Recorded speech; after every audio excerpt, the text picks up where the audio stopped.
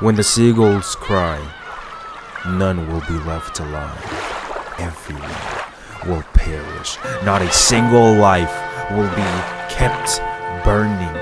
Everything, the flame of lives of all of these 18 people will be extinguished. And it's already been extinguished from 2 of them because there's only 16 people on the island. Ginzo's dead. And something's going on with Shannon and Cannon. Maybe they're one person, but do we truly never have... Is it true that Cannon and Shannon both together have never interacted with Battler or Erica whenever she became the detective? That seems like bullshit. I could have sworn they've done that. Enough talking. Man, I was so excited. I thought they were gonna explicitly show us who the killer is or the culprit is or the person who was looking at, who walked up to talk to Will and Leon. At first, I was confused, man. I thought the person that we were being was Leon, right? Didn't they say it was Leon? Or is Leon a part of it? There's so many kids of this 19 years... Dude, whatever the fuck happened 19 years ago completely fucked everything up. There it is, bitch. Look at it. Revenge for after 19 years. And my girl Natsuki, I love her. So much shit happened 19 years ago. It's fucking crazy. That's when Kuwadori and Beatrice died, right? That's also when this baby died. At least more or less around the same time frame. If I'm collecting the pieces correctly that they've given me, which is also 3 years after George was born, but I don't think that has to do with anything. Let's just fuck it. So apparently there's a baby, an exceptionally young servant, right, that was brought here and could go to... It was supposed to be Leon, wasn't it? First I thought it was Leon, right? They acted like it was Leon, and now they're saying it's this Yasu person. Either they're trying to confuse me, or maybe Leon and Yasu, maybe they're all I am one yet many.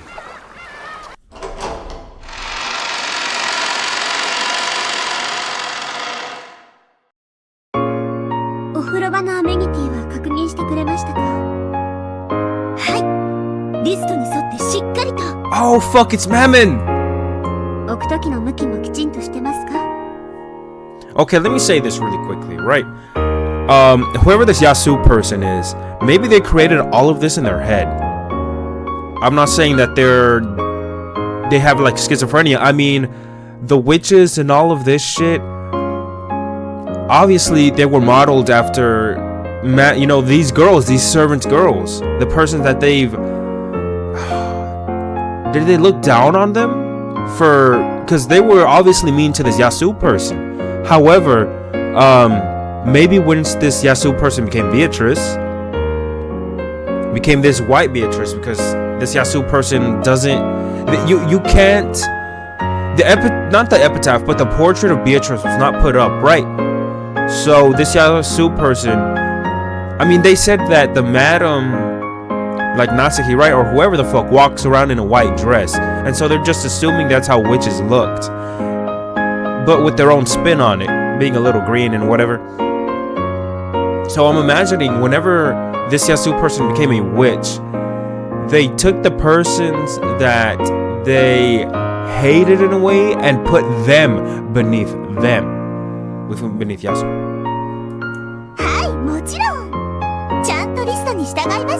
Kept their personalities and everything.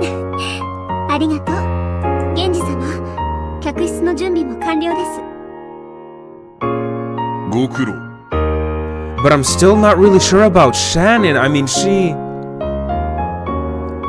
we're 10 years in the past. How the fuck does she still look like this?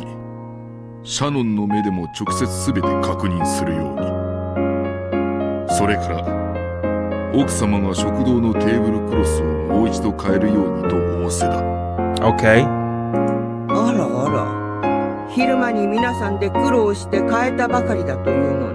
You worked hard to change the tablecloth? That sounds pretty easy to me.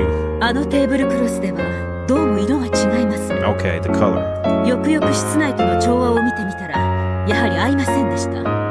Listen, that won't do, man. That won't do. I'm like that.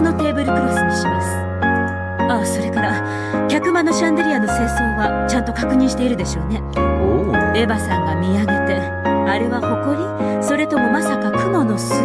Yeah, she picks apart every little fucking. You know what? And you know what's funny? I bet she does that to her own fucking house. I bet she goes around and she looks around. Where the fuck does this bitch live in a mansion too? I don't think so. なんて言い出すことが。 Maybe a big house, but I don't know about a mansion. ご安心を。 You know what? I would love to live in a mansion. Now that I'm thinking about it, holy shit. すでに入念に清掃と確認をしております。最後に私もすべてを確認いたします。そうですか。結構。私も最後にすべてを確認します。結構 I like that. シャノン、若い使用人たちを連れて新しいテーブルクロスを準備するよう。They so vehemently refuse to refer to this servant by name. Take the young servants. And also she acknowledged Shannon. Okay. もう少し清潔感を感じ So how maybe that's a different Shannon. Try to find something white. Oh, like a witch's cloak? Maybe they're gonna refer to it looking like a witch's cloak, like it could be. I don't know. Natsuki was even more high-strung than normal and walked about barking orders here and there. Even though the sky was beginning to get dark, the servants moved hurriedly about. Tomorrow would be the annual family conference. It wasn't. Oh shit, really? Oh my fucking god. Oh, I'm so excited for this shit. It wasn't particularly rare for the siblings' individual families to visit the island, but this was the only time that they would all come together. 10 years ago. So this is before the sin. It was the most important day of the year for both the Ushiromiya family and Rokkenjima. This is 4 years before Battler left the family. So we're gonna see a really young everyone. Natsuki, who was short-tempered on top of being high-strung, kept issuing orders one after another, only to later change her mind or ask for the work to be done again, keeping the servants busy until late into the night. Shannon now had many years of experience, and Natsuki had put her in a position of responsibility, which meant that she was frequently called over to be given all kinds of strict orders. I thought this fucking Yasu person was the one who had years of experience because everyone else left, or whatever the fuck the situation was there. Oh wait, never mind, she left. She became a witch. So when Shannon finished her shower and lay down on the bed in the servants' quarters, she fell into a deep sleep almost immediately. Wait a minute, if she became a witch, then why the fuck is this? Why the fuck did Natsuki just refer to the young servants? Am I catching good hints or what? Or am I dumb as fuck?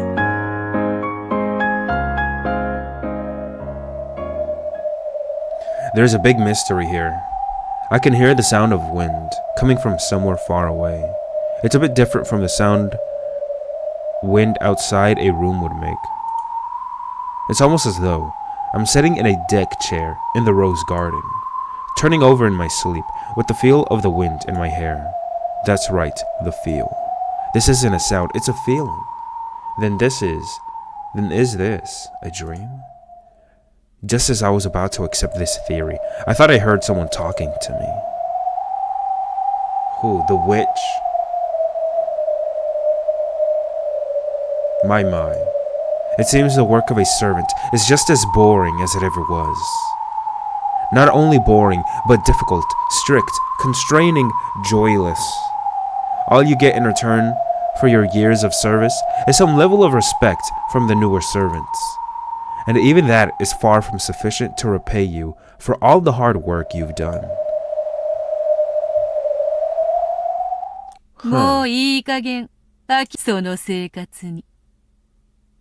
I skipped a little bit, but...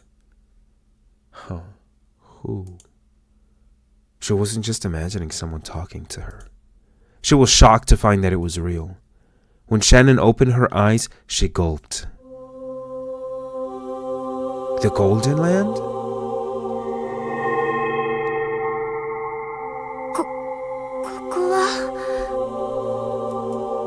She couldn't say any more. She was literally stunned silent. Shannon, who had been sleeping on a bed, was somehow in a rose garden. However, though this rose garden somehow resembled the rose garden on Rokkenjima, it was also completely different. After all, the roses were golden. Not only the flowers, but the dancing butterflies too. Why is that? It was a golden rose garden of mysterious beauty. Somehow, Shannon was sitting in the chair under the arbor. Never mind, I'm pretty sure I can piece together why it's golden. It was as though she'd taken a nap there and woken up from a dream. But it felt strange. Is this rose garden a dream? For some strange reason, it even felt as though my entire life up to this point had been a dream, and that I had finally awakened here. ようこそシャノン、我が黄金のバラ庭園へ。 There was that voice again. Shannon looked around to find who it was. As she did, a golden butterfly landed on the seat across from her and instantly created a human form. Are we gonna get a drawing of it? There's that fucking famous image. 久しぶりであるな、シャノン。 So what is going on here exactly? So we've seen so many origins of Beatrice. This is one origin. We've seen a young Beatrice with Virgilia. And Virgilia saying, oh, one day you'll be a great witch. You know, her being an apprentice. Obviously, we've seen the actual human origins of Beatrice coming here on the boat. We've talked about how, you know, Elder Beato being an amalgamation of this story that they have for the Beatrice, you know, the witch Beatrice, but also incorporating some of the lore that already surrounded the island back when it was called Akujikijima, I forget, something like that. And now this shit, 元気であったか？ I'm not really sure what to think anymore. わ、元気であ I った thought I was supposed to get answers. わらわは毎日そなたたちを観察しているのだから。 Let me think of it a little bit. Okay, I guess I could. I mean, I already said my theory, so why? I'm just gonna regurgitate it again. This woman laughed as though she was an old friend of Shannon's. Well, she was. She's the servant Yasu. Or maybe she is Shannon. However, Shannon obviously didn't remember this strange gold rose garden. And she didn't remember this person's face either. そうだったな。そなたはわらわをもはや覚えてはおらぬのだったな。 I'm gonna be honest with you guys. I have no damn fucking idea how this shit. I don't know where the fuck we're going or how this is gonna end. 私はあなたを忘れているのですか？だったらごめんなさい。 Hey, forgetting something. 謝るには及ばぬ。そのようにしたのだから、そなたの罪ではない。 I think that pretty much confirms what I'm saying, right? That, fuck, man. But then again, how would Shannon become? Okay, no, never mind. I said something of from her became the witch, like that determination. Okay, so they right now they just compared forgetting something to being a sin. 名乗ろう。 And this wasn't a sin because she made her that way. Okay, something that was intended. わらわは黄金の魔女。 Oh, go no macho. ベアトリ魔女？ーチェ様、親方様が口にされる後ろ宮家の恩人の。 No, that is a different Beatrice. That is a way different Beatrice. This bitch just became Beatrice, the witch. そのベアトリーチェ She's not Beatrice, the one that he's referring to. ロッケン島の夜を支配する黄金の魔女のベアトリーチェである。 Okay, so we're on the same page. Yo, that's what's 館の up. もう一人の主であるぞ。 Why would you even want to become that? Like what's so special about it? You're stuck on an island, bitch. You can't go anywhere. Listen, if I were to become a witch, I would go to fucking Japan. I would go to, I don't know. I would go everywhere. I'd go to Cancun. I'd use my magic powers to do that. わらわとそなたはもともとは同じ仲間。いやいや、ルームメイトだったではないか。わらわはそなたに憧れ、日々使用人の仕事に励んでいたこともあったのだ。私はずっと一人部屋でルームメイトは。 Wow. 別れの Well, she 時、 doesn't remember. そなたの記憶を奪った。しかし、わらわはそなたとルームメイトだったことを忘れぬ。そして、そなたとの友情をわらわの方から一方的に破棄し、だからこそ一人残すそなたに悲しみを与えぬために、わらわとの日々の記憶も世界も全てを消し去ったのだ。かかろうとしないでよい。ただこれだけは信じよ。わらわはそなたに危害を加えるためにここに呼んだのではない。ここは私の夢の中ではないのですか？夢の中と思ってよい。厳密には眠ったそなたの魂を我が庭園に招いたのだ。そなたをこの世界の住人に招くために。Beatrice snapped her fingers, and a storm of gold butterflies all rose up around the rose garden.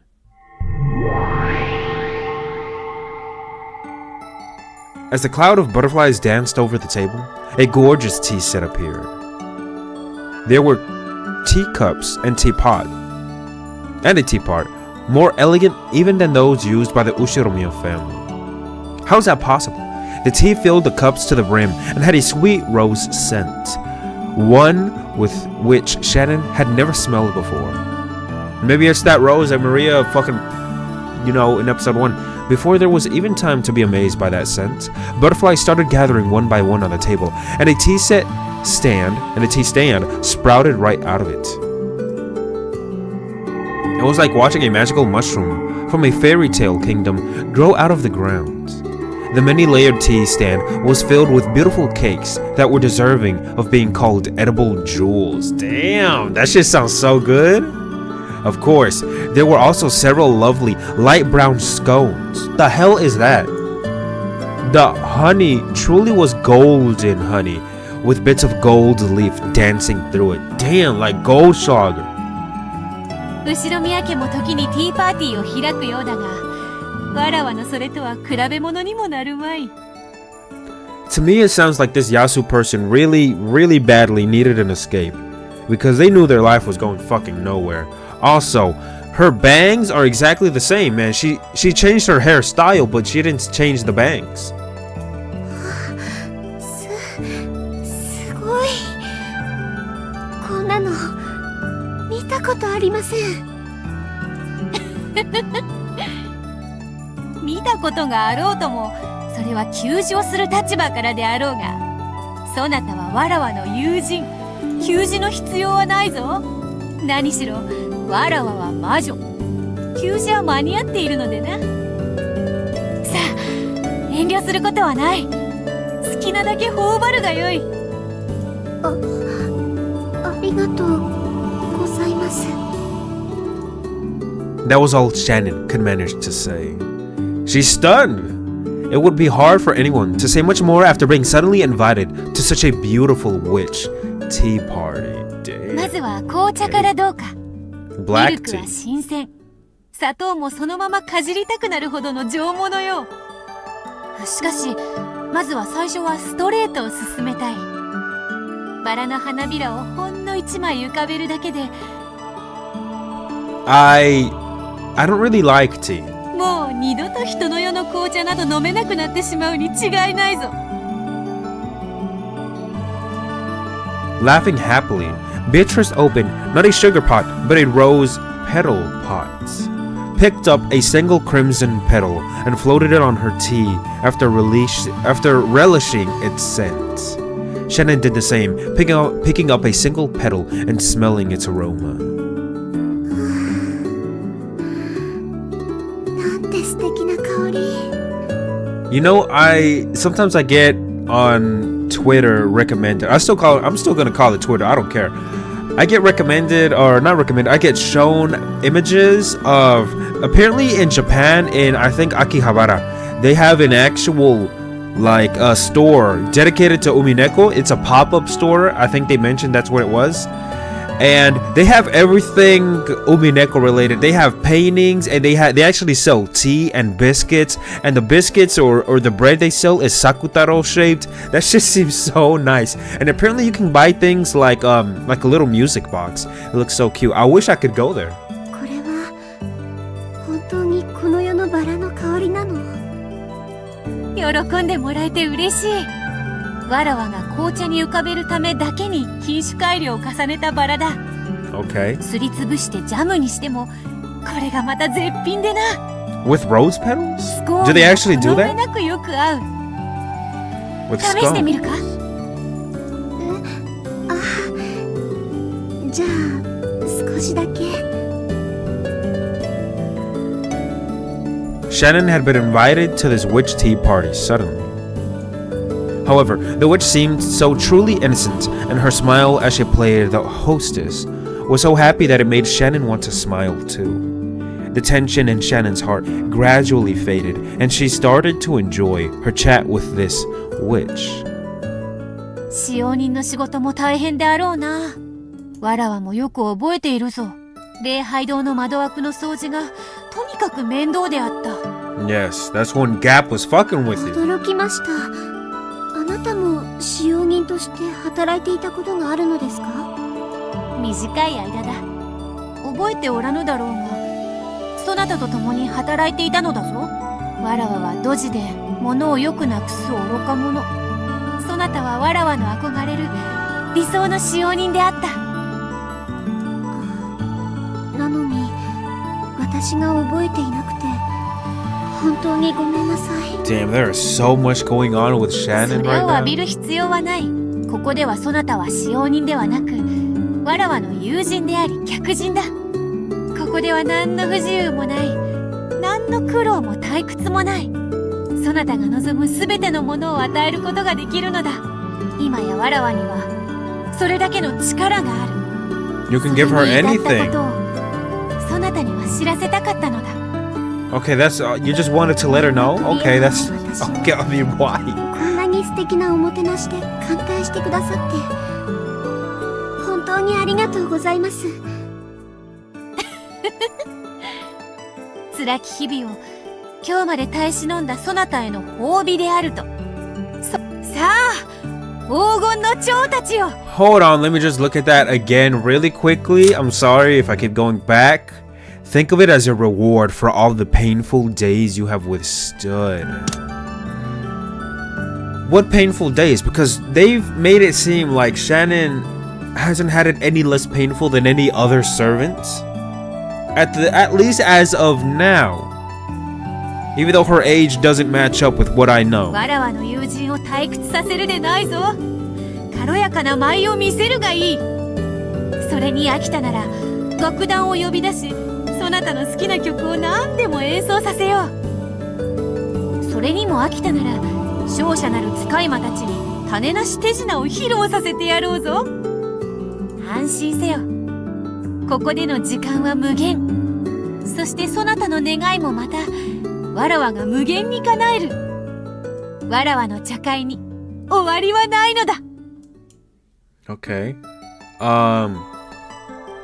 In a truly good mood, the witch told Shannon several strange stories. They were all stories Shannon had never heard before. Very interesting stories. And they were all odd, bizarre fairy tales. Shannon felt as though she had become Alice in Wonderland. What about Borderland? The time she spent at this tea party was wholly strange, pleasant, and relaxed. What about Deadland? No, at this tea party, there were no hands of a clock. So, the time passed like a Sunday morning, when you can wrap yourself in your blanket for as long as you want. You know what? It is a Sunday morning. That's so fucking funny. Right now, dude, it's Sunday at 7 a.m. 7:09 a.m. 本当にこんな素敵な時間を与えてくださり感謝します。礼はいらぬ。なぜなら人の世で礼は別れの言葉を兼ねるのであろう。この茶会に終わりはない。だから礼も必要がない。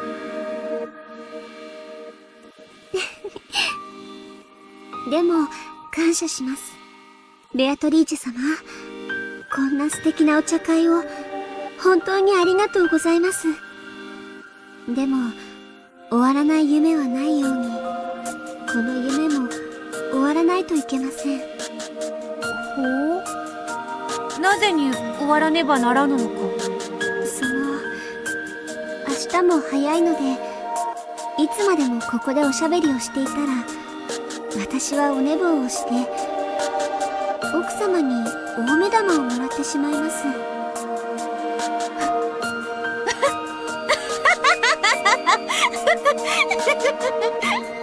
なぜにわざわざ短気な夏日のいる世界へ帰りたがるというのか。いやいや、労を多くして何のねぎらいもない人間の世界へ、なぜにわざわざ帰ろうというのか。私人間ですし、いつまでもここでお世話にはなれません。シャノン、そなたは勘違いをしているようだ。わらわはそなたを招いたが、追い返すような真似はしない。ここでの時間は永遠だ。そなたが別れを切り出さねばならぬ義理などない。わらわはそなたとどれだけ茶会を共にしようとも飽きぬぞ。むしろそなたという話し相手が実に心地よい。お言葉は嬉しいですけど、私は人間。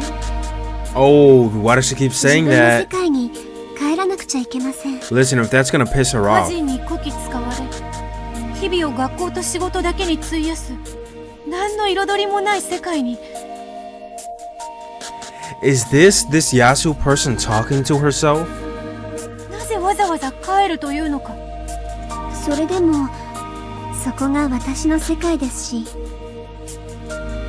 ャノン、そのような世界がそなたの世界である必要があるというのか。率直に言おう。シャノン、わらわはそなたを招いたのではない。 What the 迎 fuck? えに来たのだ。迎え？かつてそなたのような良き使用人を目指し、そして魔女の世界に憧れ、 Yes. 使用人から魔女となったわらわは、もはや魔法の閲楽を知り尽くす境地に至った。だからそなたを迎えに来たのだ。 Take her home. Beatrice spoke quietly and slowly rose from her seat. シャノン、やはり使用人よりも魔女の世界の方がずっと楽しいぞ。この茶会など旧友とのほんの挨拶代わりでしかない。わらわとそなたが望めば望んだ数だけ、いくらでも楽しき催しは繰り広げられる。それこそ無限に、永遠に、この黄金のバラ庭園を完成させた今、わらわは至ったのだ。こここそが理想郷。そう、ここを黄金の理想郷と名付けよう。 Oh. その完成に至ったからこそ、そなたを迎えに来たのだ。 I forgot, has it ever been referenced as a golden paradise? I think it's only been called the Golden Land. But there's something in my mind that, has it been called Golden Paradise before? Maybe? Once at least? もう何の I 不 feel 自 like 由も maybe, or 忍耐も that's 努 a false 力も memory 必 maybe. 要ない。ここでそなたとわらわは永遠に、いつまでも楽しく過ごすのだ。まるで終わりのないおとぎ話のようにな。 Accept it, 素敵 girl. な申し出を本当にありがとうございます。でも私は元の世界へ帰らなくてはなりません。 Oh, Shannon. なぜに。ここは私の世界ではありませんので。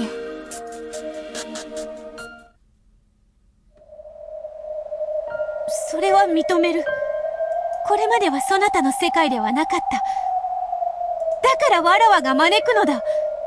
これよりここはわらわとそなたの世界となる。そなたはもう客人ではない。この世界のもう一人の主となるのだ。The second master? わらわにも何の遠慮も無用。この無限の世界でかつてルームメイトだった時のように過ごすだけの話。その記憶がないことが私はとても残念です。でもそのお招きはお断りしたいと思います。なぜにそなたに人間の世界に戻らねばならぬどんな義理があるというのか。 Damn, when she spoke, fucking glass shattered. True, the world of humans, or the world of servants, is busy all the time. Madam is strict, high-strung, and has a short temper. It'd be a lie if I said that the everyday chores weren't a pain, and having to balance work with school makes it even harder. Beatrice had watched over those painful days the whole time. She had seen those constantly tired shoulders heave in a sigh many times. That's why she had invited Shannon here, to this golden paradise. She had tried to give Shannon a perfect welcome, to truly make her happy. So why had Shannon selected her original world over this one? Beatrice was overcome with shock and completely unable to understand. この理想郷にてわらわはそなたに対し最高のもてなしをした。そしてそれはこれからもそれ以上の楽しい日々が続く。なのにそれでも人間の世界を選ぶそなたには人間の世界にて魔女の閲楽以上の楽しさがあるというのか。はい、人間の世界にだって魔法に負けないくらい楽しいことがあります。バカな。あるわけがない。いいえ、あります。 Shannon's expression was soft. However, her words were firm. There was something wonderfully alluring in the human world, and that something was apparently not in this paradise, which was supposed to have everything just as they wanted it. バカな。わからぬ。わか。Beatrice muttered. She shifted restlessly several times. However, no matter how often she said it, Shannon's smile didn't falter, and Beatrice couldn't think of an answer. では、私はこれで失礼します。お茶、本当に美味しかったです。わからぬ。わからぬ。わらわは全てを無限に手に入れられる偉大なる黄金の魔女。そのわらわにそなたは手に入れられぬものがあると。はい。知りたい。全てを手に入れたと信じるわらわが未だ手に入れておらぬものとは何なのか。 I think it's pretty obvious what she's gonna say, right? 多分、あなたはもうそれをご存知と思います。だから私をここへ招いてくれたのではないですか？ Yeah, it's very obvious what it is then. 魔女を煙に巻くというのか。では、これで。Hold on. What did she say? Because I kind of skipped it a little bit. No, she was just ここ laughing. に住むことはできませんが、お茶会にお誘いくださった時には必ずお伺いしようと思います。もう呼ばぬわ。安心するがよ。Wow, that's mean. That's...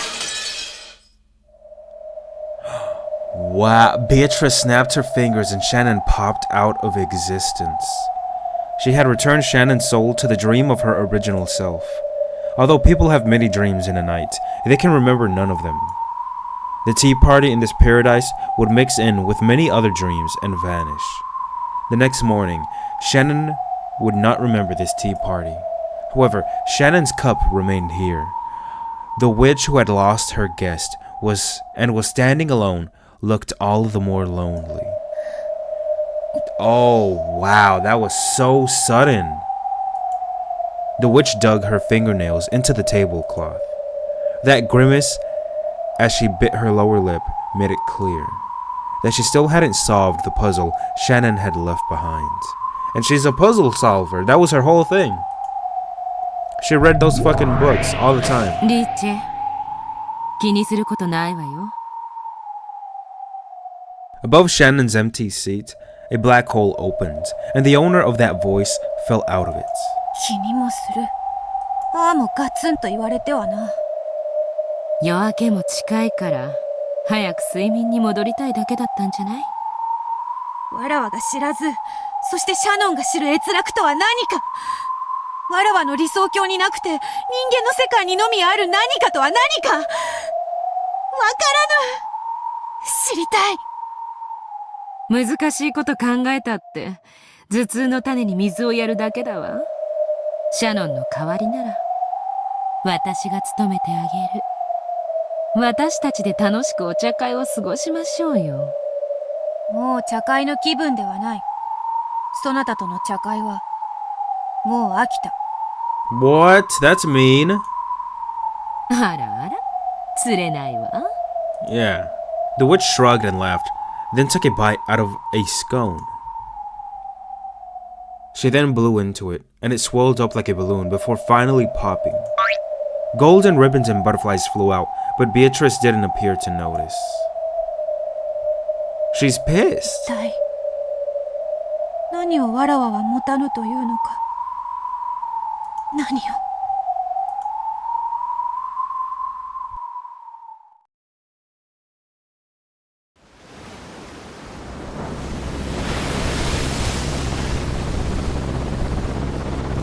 Wow, okay. We're here. We're finally here. What happened to that fucking Tory gate that was supposed to be there? お足元にお気をつけになって。ありがとう船長さん。お体本当に大事になさってね。わしの友人にな、肩こりによく効くっちゅうのを商ってるのがおるんや。次の時試供品もらってくるで。Oh, that's いえ nice. いえ、お気遣いをありがとうございます。ほらガキども、いつまではしゃぎ回ってやがる。とっとと降りろい。ほらマリア、ママと一緒にお船を降りましょうね。 Maria, who Rosa led by the hand, was still too young for kindergarten. Oh, yes, because this is 10 years ago. No, wait a fucking minute. If this was 10 years ago, Maria is 9, isn't she? This bitch wouldn't even be born. Wait a minute. How old was Maria exactly? I gotta look this shit. No. I gotta look this up right now. Let me look this shit up. I hope I don't get spoiled. I'm gonna look up. Hold on. How old is Maria in UMINEKO? No spoilers. There we go. She is.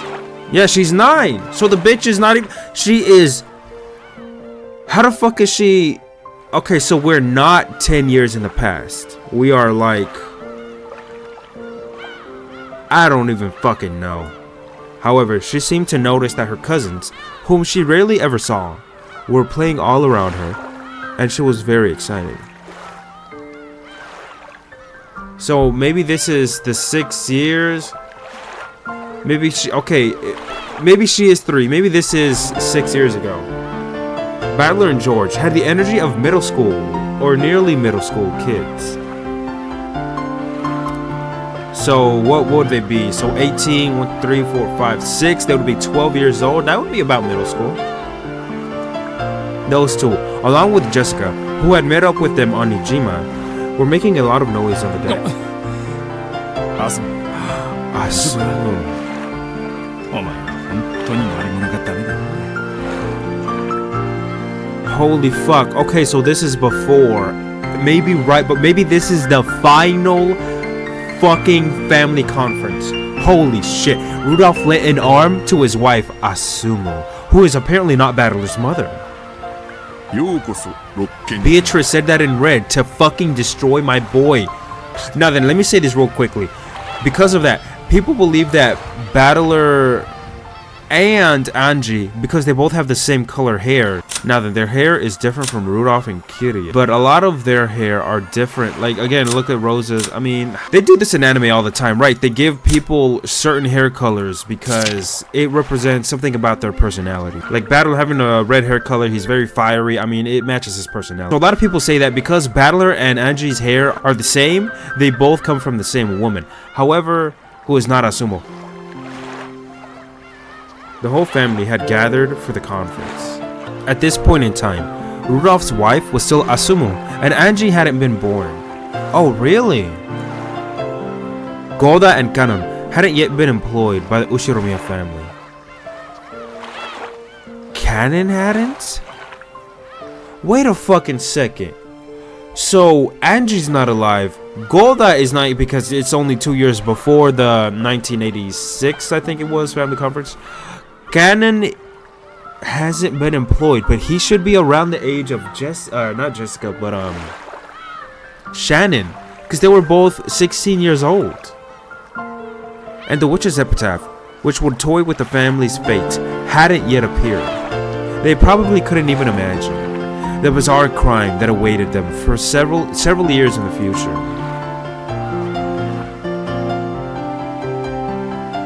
Yes.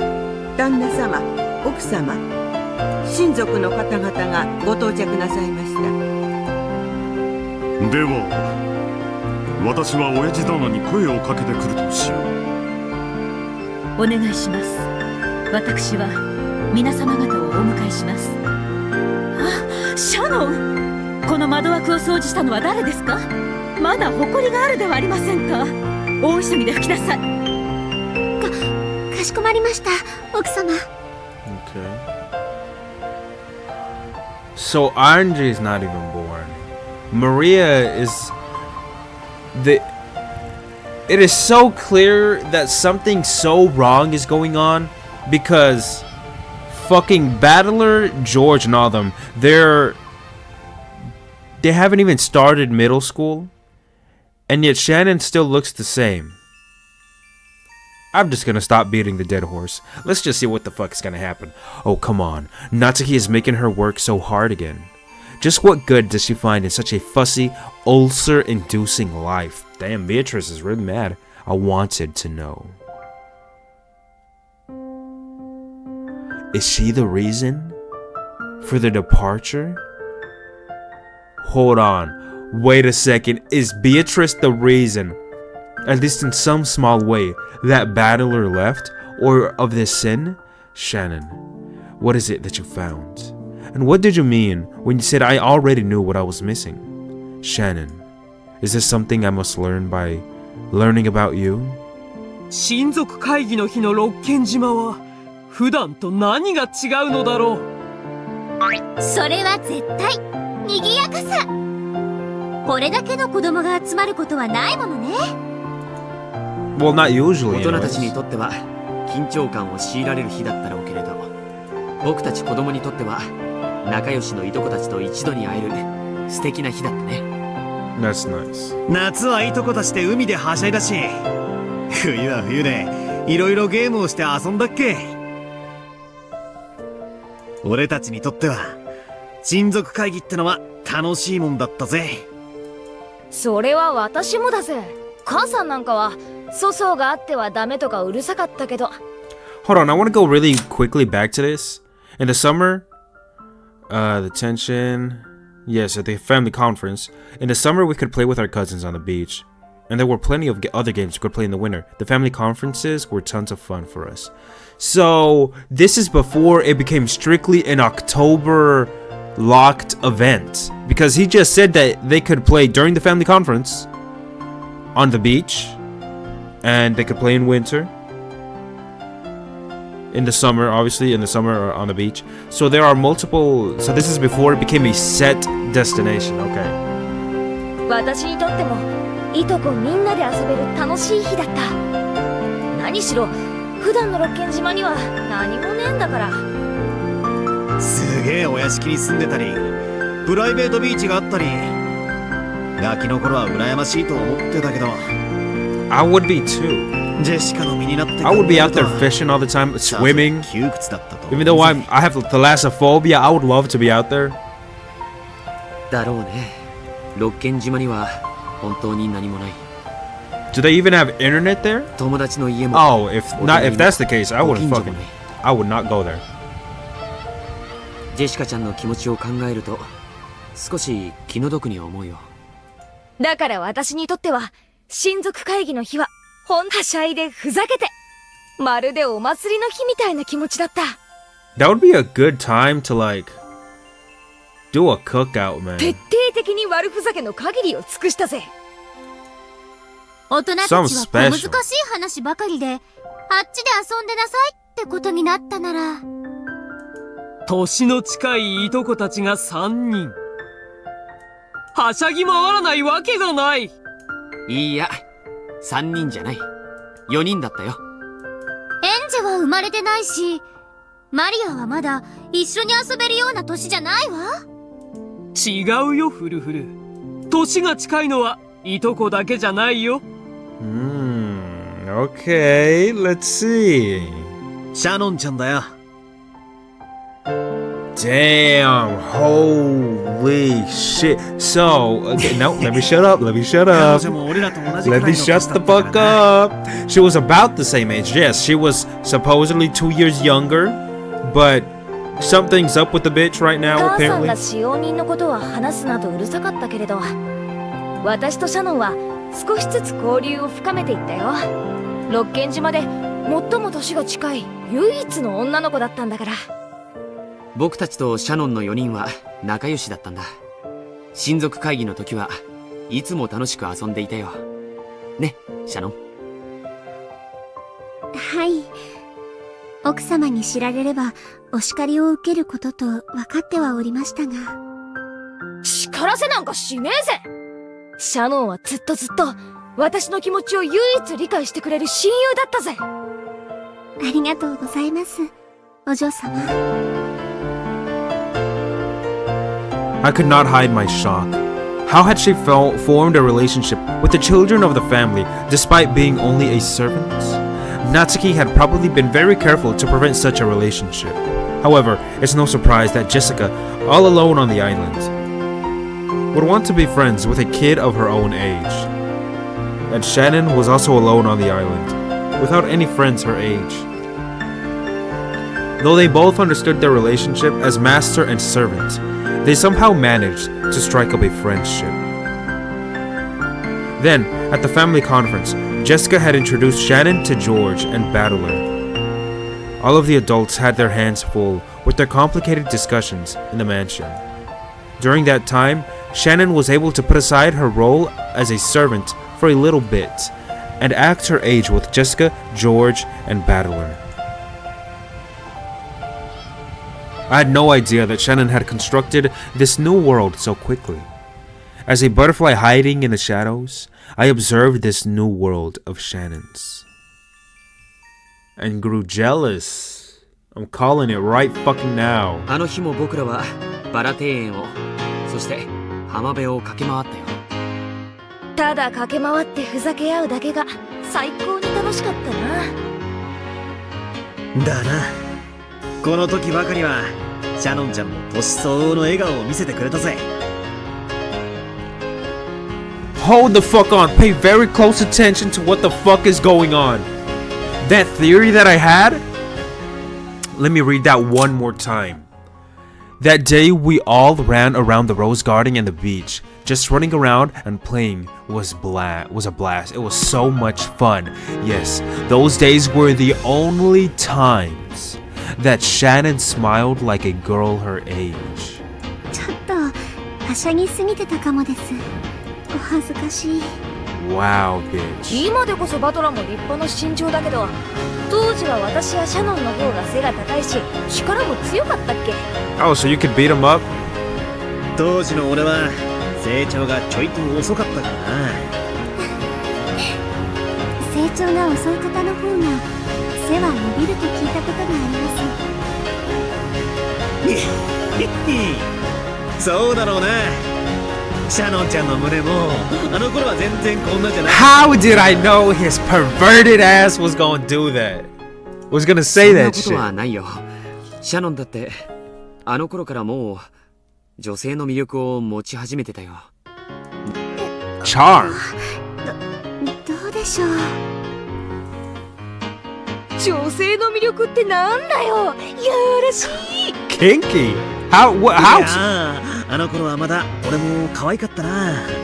夏服の肩からちらりと見える紐に青い春の稲妻を感じたもんだぜ。 Oh.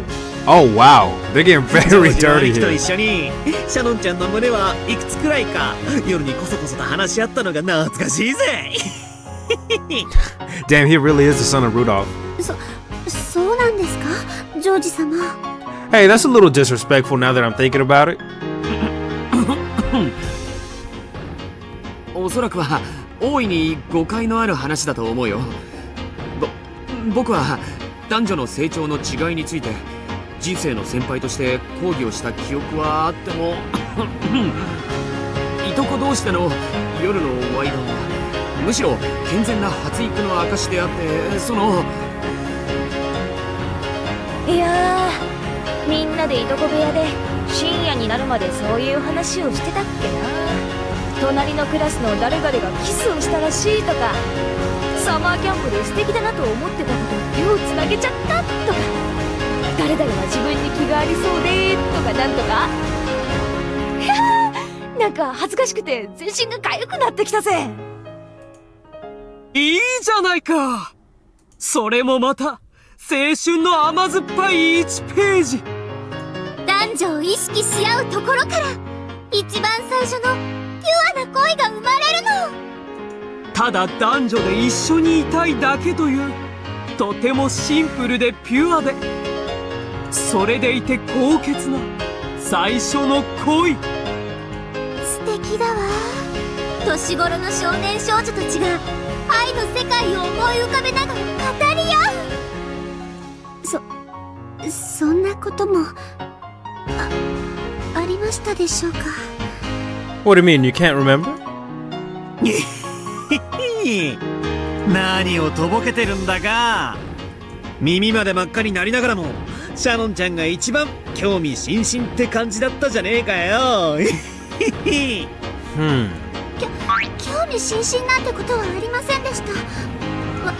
私は皆さんよくいろいろなことをご存知だな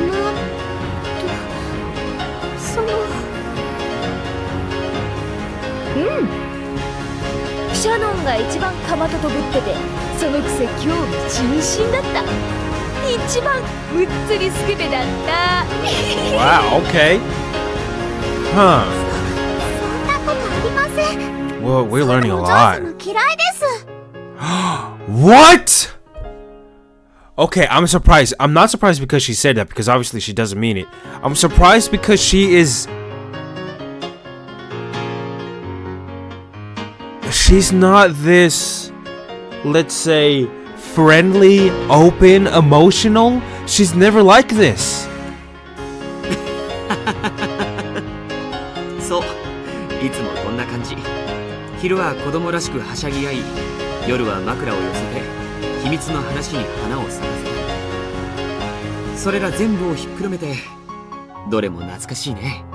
エッチな話をひそひそして親の足音が近づいてきたらガバッと布団に潜って寝たふりしたりとかあったな。あったあった。修学旅行かっつーの。全員同時にガバッと隠れる感じ、暗黙のルールみたいな感じというか、妙な連帯感というか、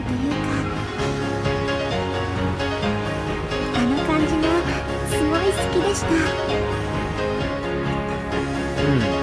ま、とにかく I'm gonna keep that in mind. そういう話だけじゃなかったよ。他にもいろいろあった。僕たちはまさに青春を謳歌し合っていた。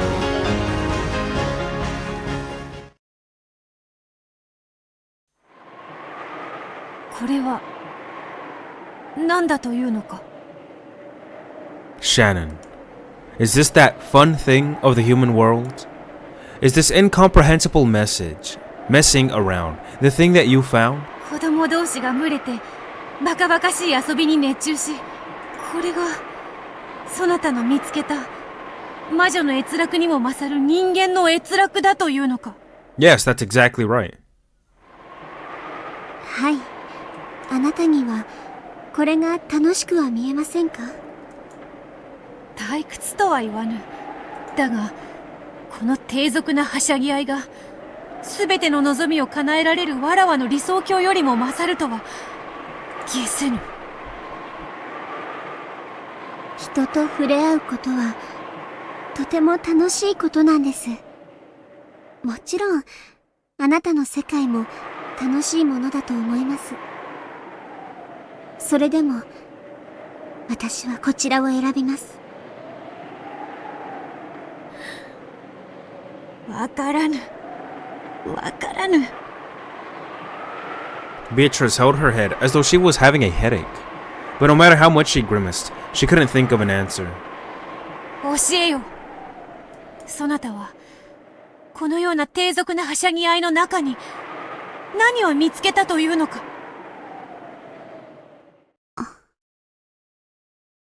知りたいですか？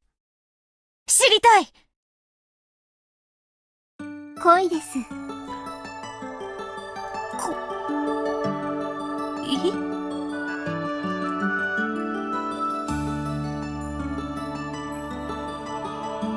これ。Whoa!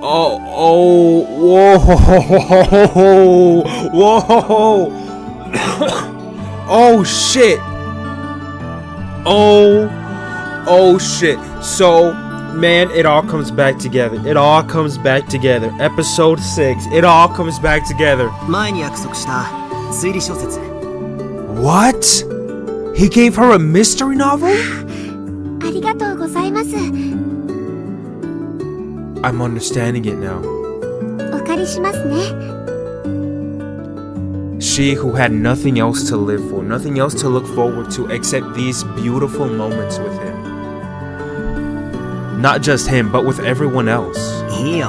シャノンちゃんにやるよ。俺はもう読み終わっちまったし。そんな。もらってしまっては悪いです。A mystery novel, just like the ones that fucking Yasu used to read. 高いものでしょうし。If she even existed. バザーでほんの何百円かでまとめ買いしたやつだから。気にするなって。それより、早く全部読んで、また色々と議論をしようぜ。シャノンちゃんと色々議論するのは楽しいからさ。はい。私も楽しいです。ミステリーは一人で読むよりも二人で読む方が楽しいですよね。議論したり妄想したりするのが楽しいよな。ミステリーは読んで半分を楽しみ、読んだ人間同士で語り合って初めて全てを楽しめるってのが俺の。 It all started when we realized that we both read mystery novels.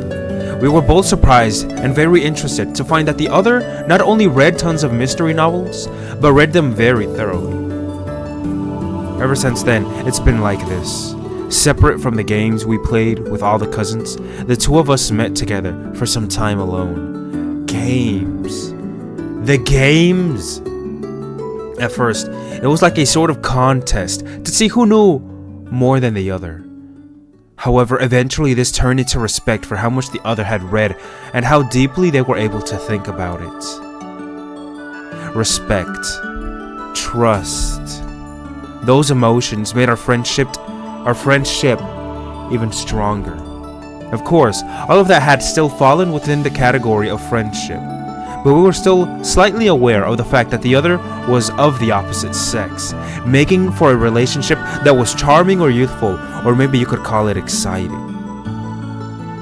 However, we were still so young that even the word youth felt like it might be overstating our age. Of course, we didn't know a thing about love, so we couldn't understand that tickling feeling in our chests, both bitter and sweet, that we only felt when we were alone together. However, we realized that there was some unknown emotion hidden behind that feeling. And as our hearts raced, we had our hands upon the door. That was the exciting age we were at. So, at some point, our discussions about mystery novels became just an excuse for us to spend time alone together. Battler and Shannon? ホワイダニットを大切にした推理小説ってあまりねえんだよな。Wow. The why. The fucking why. Also, are they like at a cliff? Because I see two rocks in the beautiful sky. 犯人の動機ですか？ああ、推理小説で探るべき3つの論点はフーダニット、ハウダニット、そしてホワイダニット。Oh fuck, you're kidding me. This is the reason the games are like this? This is the reason for the games. This is the reason for all of that. この前者2つを扱う小説は結構多いと思うが、犯人特定後に動機を自白する作品は結構あると思いますけど、それを犯人が自白する前に推理できるようになってなければダメなんだ。Holy shit, it's all coming to me. It's all fucking coming to me. 不能な動機により事件に及ぶってのは、俺は個人的にはアンフェアだと思ってる。Who done it?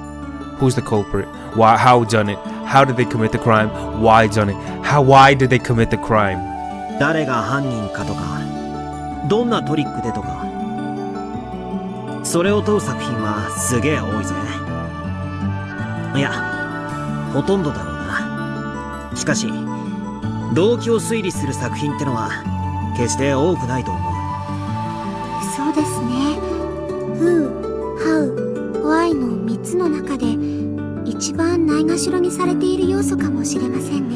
And why is that? Maybe the why is ignoring the love? ホワイダニットを大切にしない推理小説ってのは、なんだか一味足りないように思う。いや、つまらないって言ってんじゃない。なんていうのか。一番大切なものが足りないような気がするんだ。Why? And that why comes up. It does come up a fair amount of times too.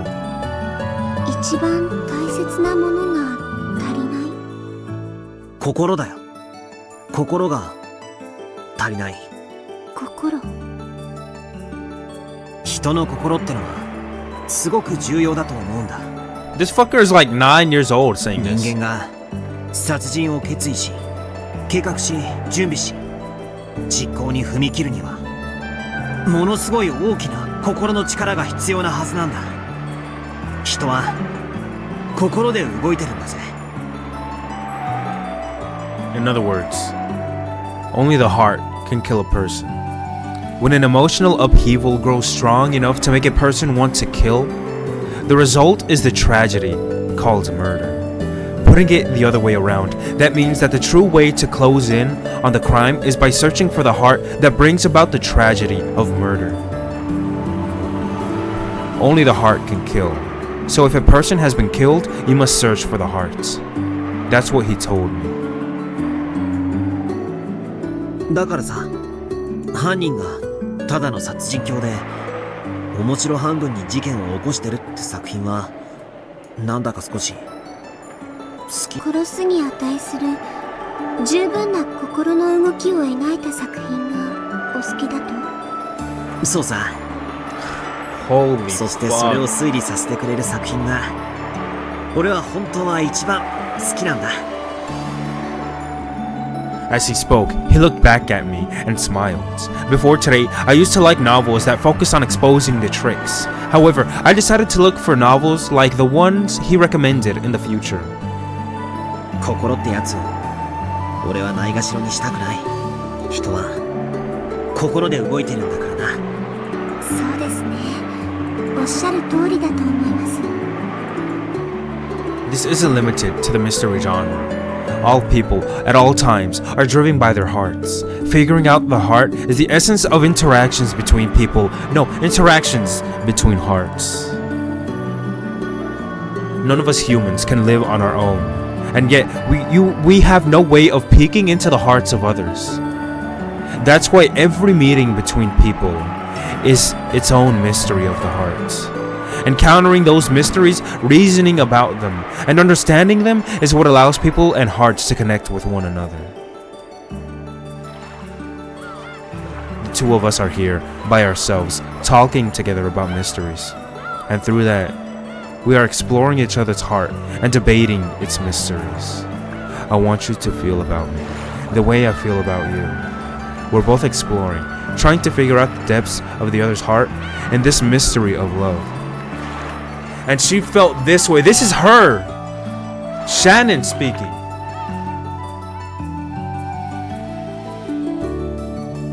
But Battler opening his mouth, being the fucker that he is,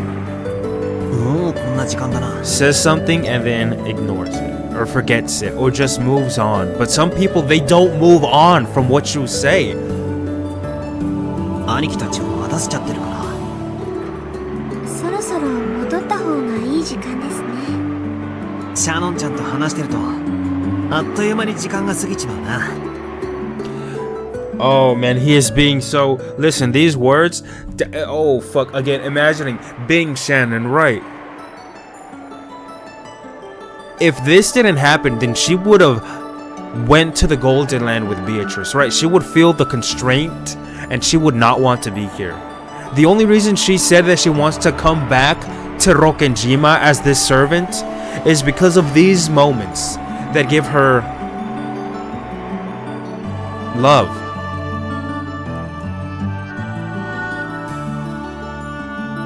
And without love, it can't be seen. And that Beatrice is finally seeing it. He seemed to be speaking the words of my heart. My heart! You see how she's talking? We were thinking the same thing, so the same words came out.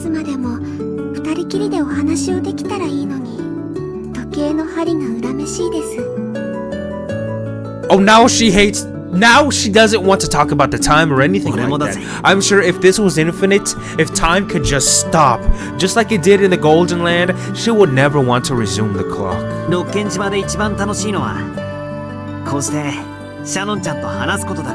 Listen, I'm catching these little things he's saying. And I'm understanding what they're doing to her. What they would do to someone. When I saw that his smiling eyes were looking right at me, I turned around. I couldn't let him see my suddenly red face. So she does want to live. Obviously she wants to leave. Even back then, she said that when she leaves Rokkenjima, she'll never come back. Are you sure that's the reason? Or maybe that's part of the reason. The bookshop on Nijima that I go to and the bookshop he goes to in the city are on completely different scales. The book exchange between the two of us had become completely one-sided, with him giving me all the books. シャノンちゃんはいつまで使用人を続ける気なんだ？わかりません。もしいつか辞める時が来たら。来たら？俺のところへ来いよ。Oh fuck, so this is how it is, man. He said it almost carelessly. I gotta put so much emphasis on that shit. Listen to this song, man. Listen to this beautiful fucking song. Maybe he was a bit embarrassed since he laughed weakly and blushed. そしたら今度はもう時間も何も気にせずに済むもんな。Oh fuck, the heart. Don't ignore the heart. Oh my... Dude, I really am thinking about what this is happening to her. What she's feeling, what she's thinking. Look at him, you can see the blush right here. And then, we won't need to worry about time running out anymore. What do you think that's gonna do to someone like her? She's gonna feel so much hope. She wants that to happen. She wants to... She thinks he's promising something to her. Obviously, she would think that. Listen to this. The little secret dates on this island only happen a few times a year. And even when they did happen, it was only for a short, uncertain period of time. And that uncertainty is better than the certainty of Beatrice's world when none of this happens. Man, oh fuck. It wouldn't work over the phone or with letters. We can only talk about our mystery when we're standing together like this. 必ずその日は来るさ。来るでしょうか。ああ、絶対にな。Certain? How can he be certain? その日が来たら。Wait, I'm sorry. I was too busy thinking about it. Okay. 俺が白馬にまたがって迎えに来てやるぜ。Say what okay. First of all, before I freak out, after saying this, he turned away. He was probably too proud to show me his blushing cheeks. But even without seeing, I knew what his face looked like. To come riding on a white horse. Who did that again? Isn't that like a fairy tale prince? So what exactly does that mean?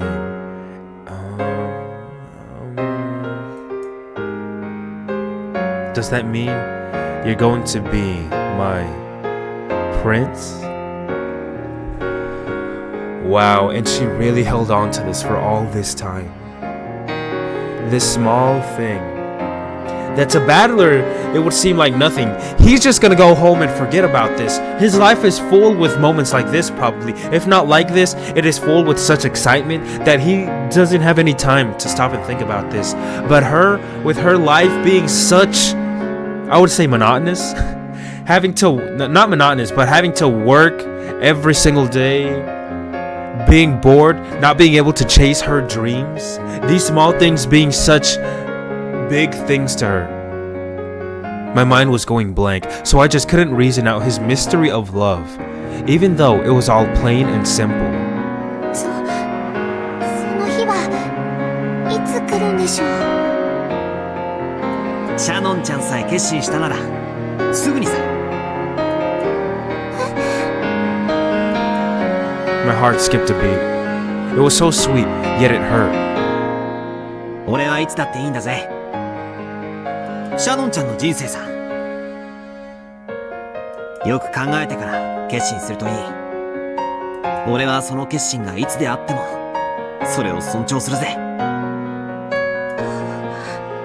はい。その日までずっと待ってるぜ。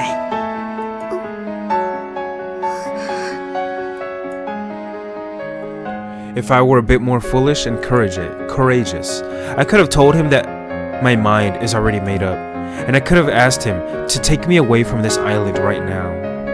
But I can't. I have to think carefully about my future for both our sakes. My head filled with pointless, senseless thoughts. 嬉しいです。ありがとう。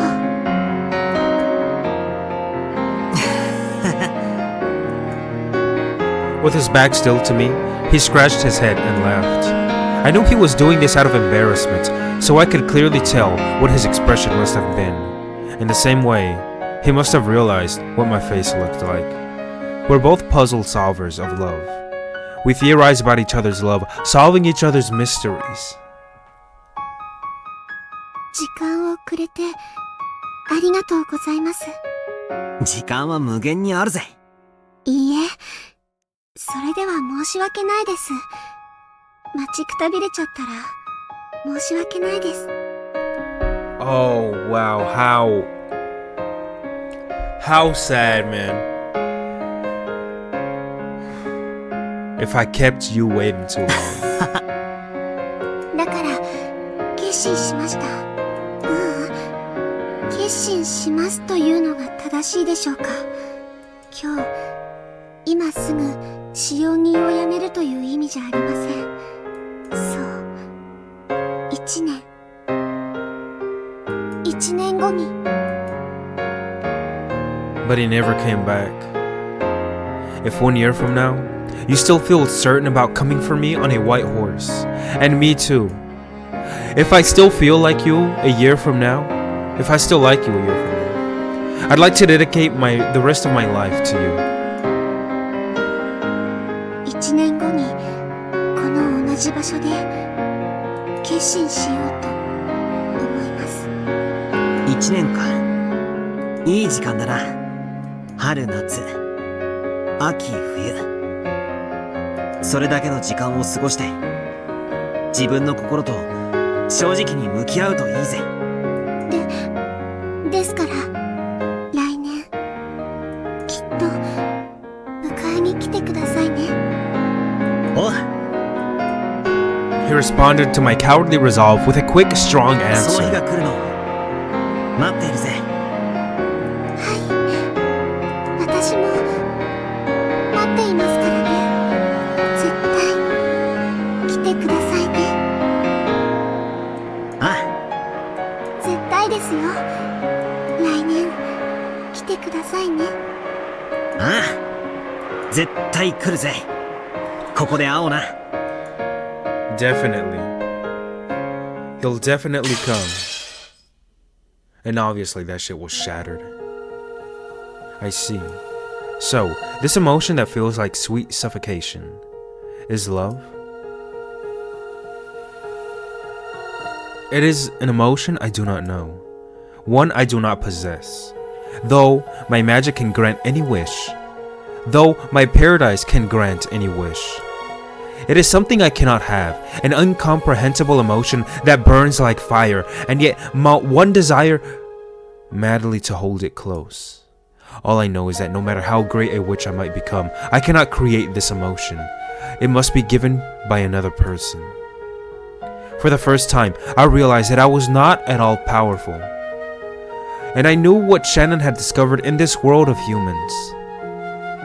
この感情はダメだな。覚えちまったら忘れられぬではないかよ。Shannon, you win. Love, is it? It may be the most important element and the one that I lack. Shannon, I shall observe from afar the course of your love. Go forth and teach me more and more about this new emotion. Oh, fuck. Is this how this Beatrice turns into... No way, I think I see it now.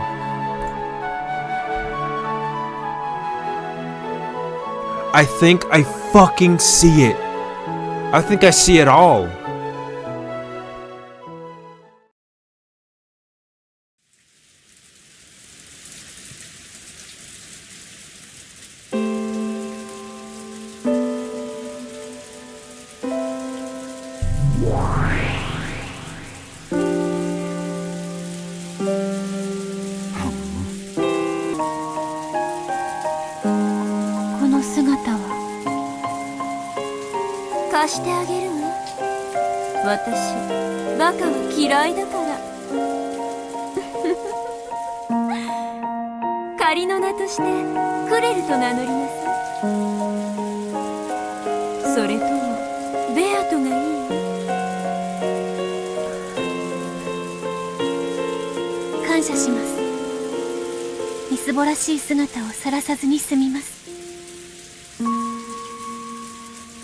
Berncastel had given this persona a fake form.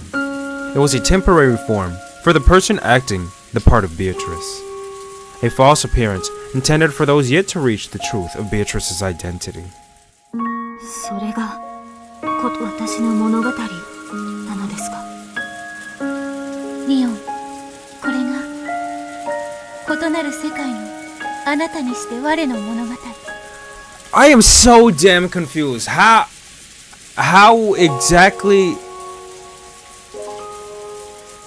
How does this match up? I am so Hold on. It's a tale about Leon, who is another world, another fragment. No. It's a tale about Claire, Beatrice, Yasu, maybe Shannon as well, who is another...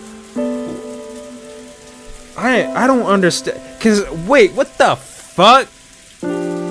私が人間としてでなく、魔女として生きる世界の物語。I'm a little confused. Okay, so it's the tale of where Claire, Shannon, Yasu, one with many names, lives as a witch, not a human. And Leon, hold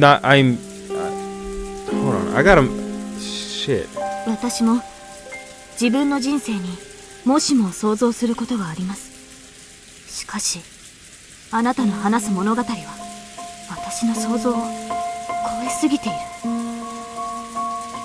それでももう一人のお前のたどった人生だ。だからって容易に受け入れられるものではありません。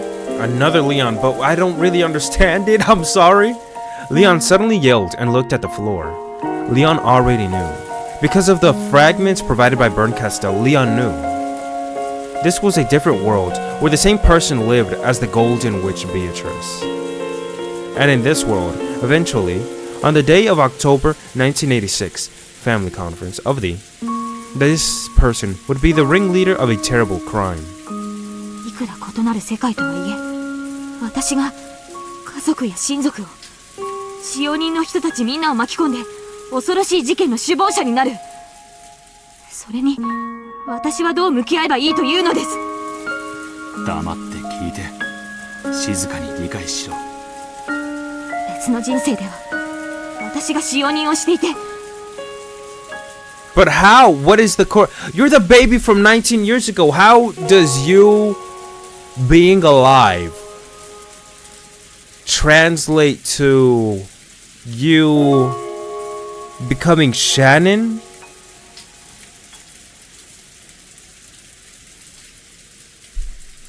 Because if you were to become Shannon and Battler would listen, how fucked is this family tree? かと思えばいつの間にか魔女になっていて、そしてやがては恐ろしい殺人事件を何度も繰り返す。 I am just so overwhelmed with fucking information right now. どう理解しろと言うんです。 So okay, they said Leon existing means that the witch doesn't. However, he eventually becomes, or she.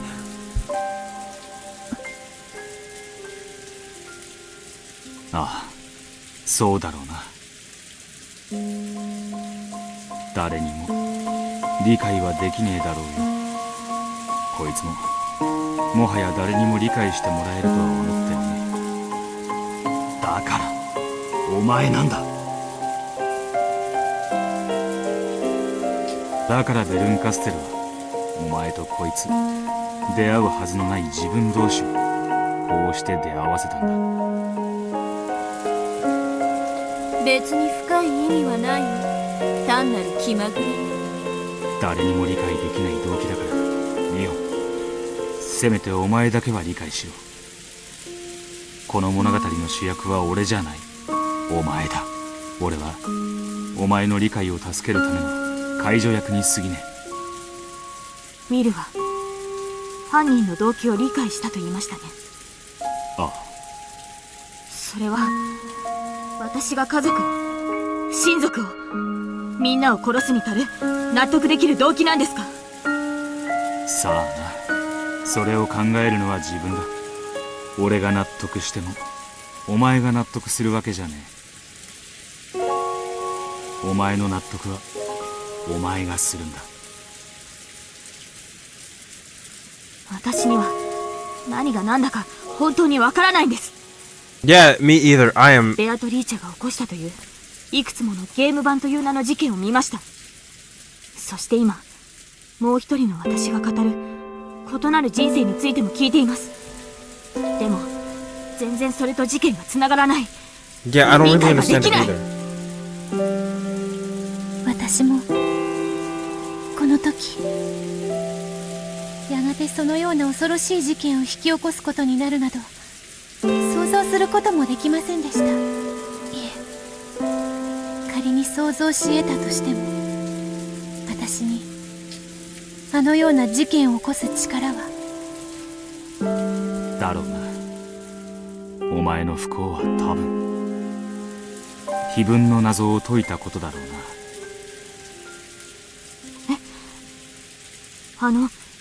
おじい様が出題したという隠し黄金の碑文ですか？事件ごとに異なる共犯者を得るシステム。導き出される推理は犯人が莫大な金を持っていたという可能性。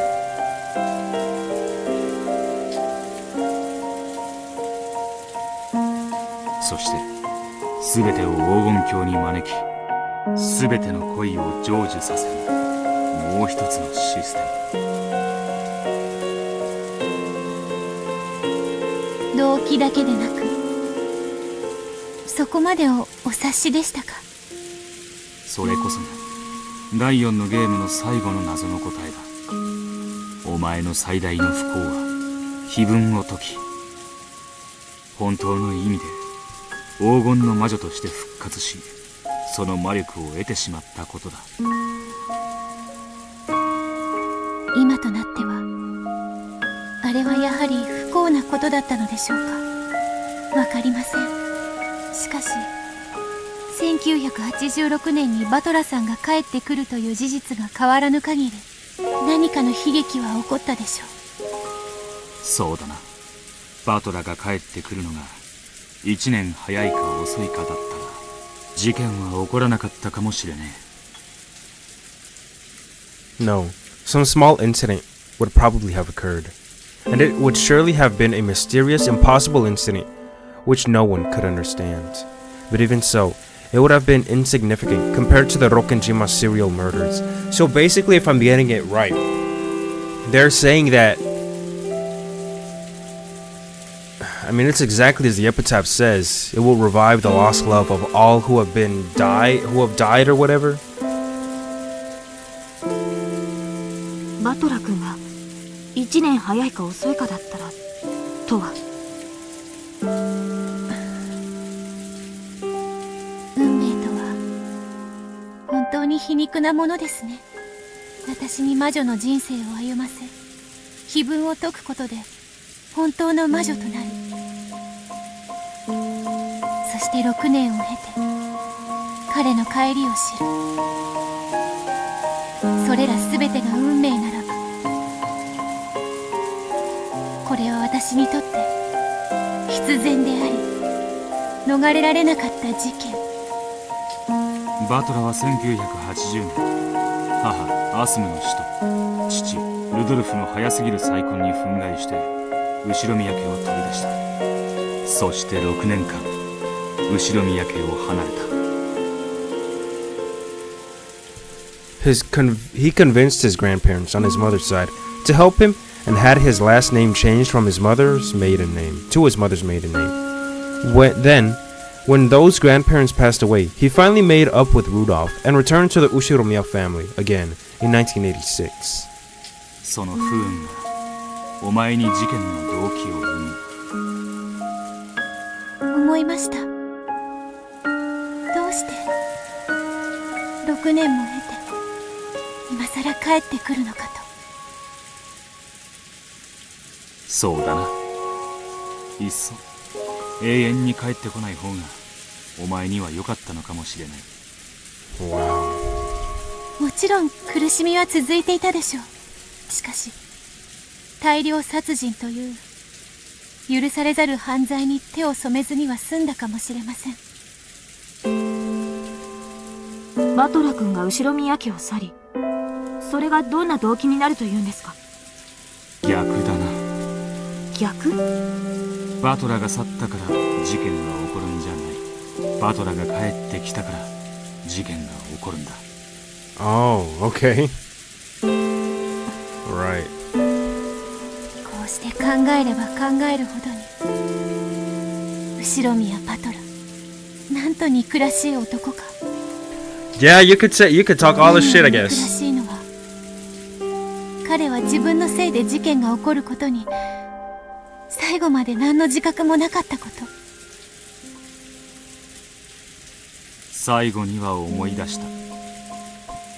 ただしお前が諦めて消えたよりずっと後のことだからな。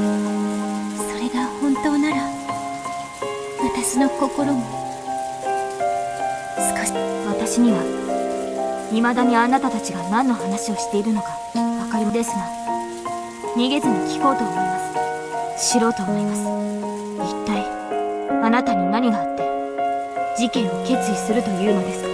Isn't that pretty obvious? Battler left. He didn't fulfill his promise, and that love that was never harvested went rotten. そうだ。それが一番大事なんだ。後ろ宮バトラが推理小説に対しホワイダニットを尊んだように、黄金の魔女の物語もゲームも謎も全てそこに秘められている。では引き続き語りましょう。1980年、私が事件を決意する。Fuck. 第6章、試される日。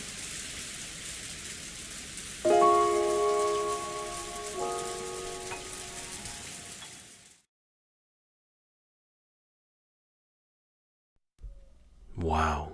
1980. 6 years until the crime. Or before, actually. バトラ様が後宮家の席を出られた？ Oh shit. Okay. Oh shit. 旦那様とルドルフ様がそう話してるのよ。もうびっくり。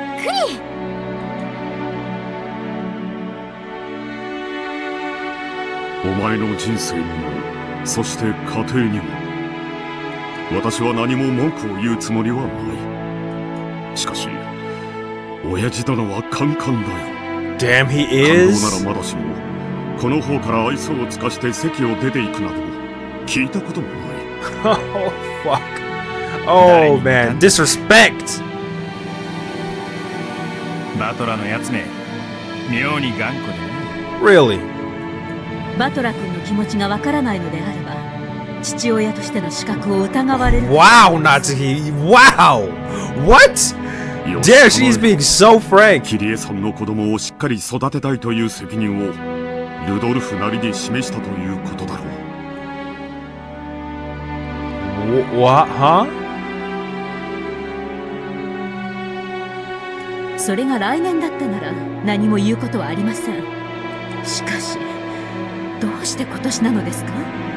間も明けないうちから。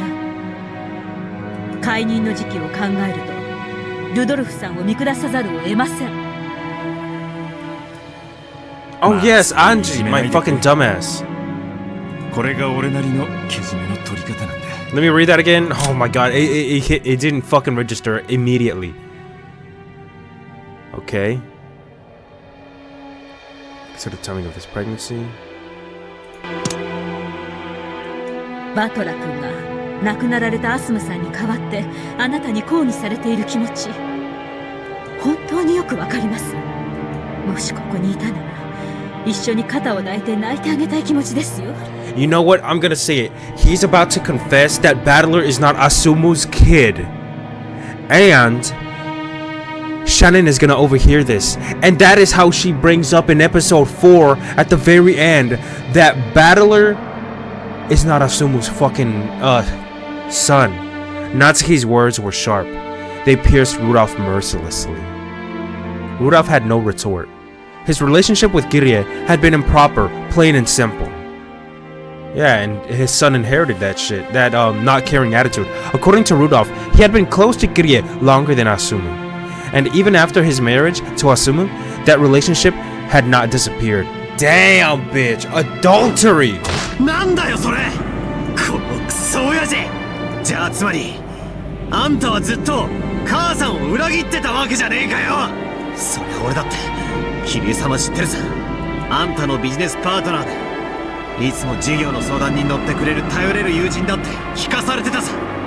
それが男女の仲だったなんて今さら言われたって知ったことかよ。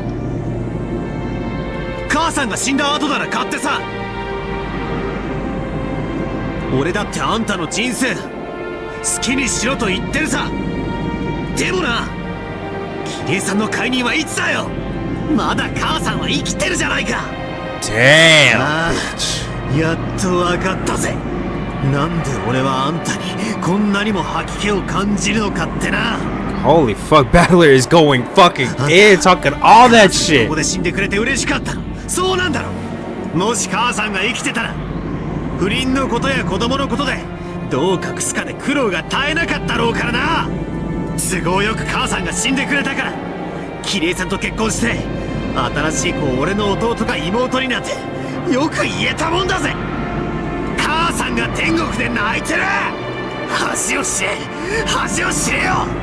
俺は恥ずかしいぜ。あんたと同じ後ろ宮のせいを名乗ることが恥ずかしくて仕方ねえ。 Digging the knife in deep and twisting that bitch. 両親が揃ってなきゃかわいそうだ。せいぜい新しい家族を育んで幸せに育ててやれよ。だがな、俺は許さねえからな。だって母さんはもう憎むこともできる。だから俺が母さんに代わってあんたを憎む。全身全霊をかけてな。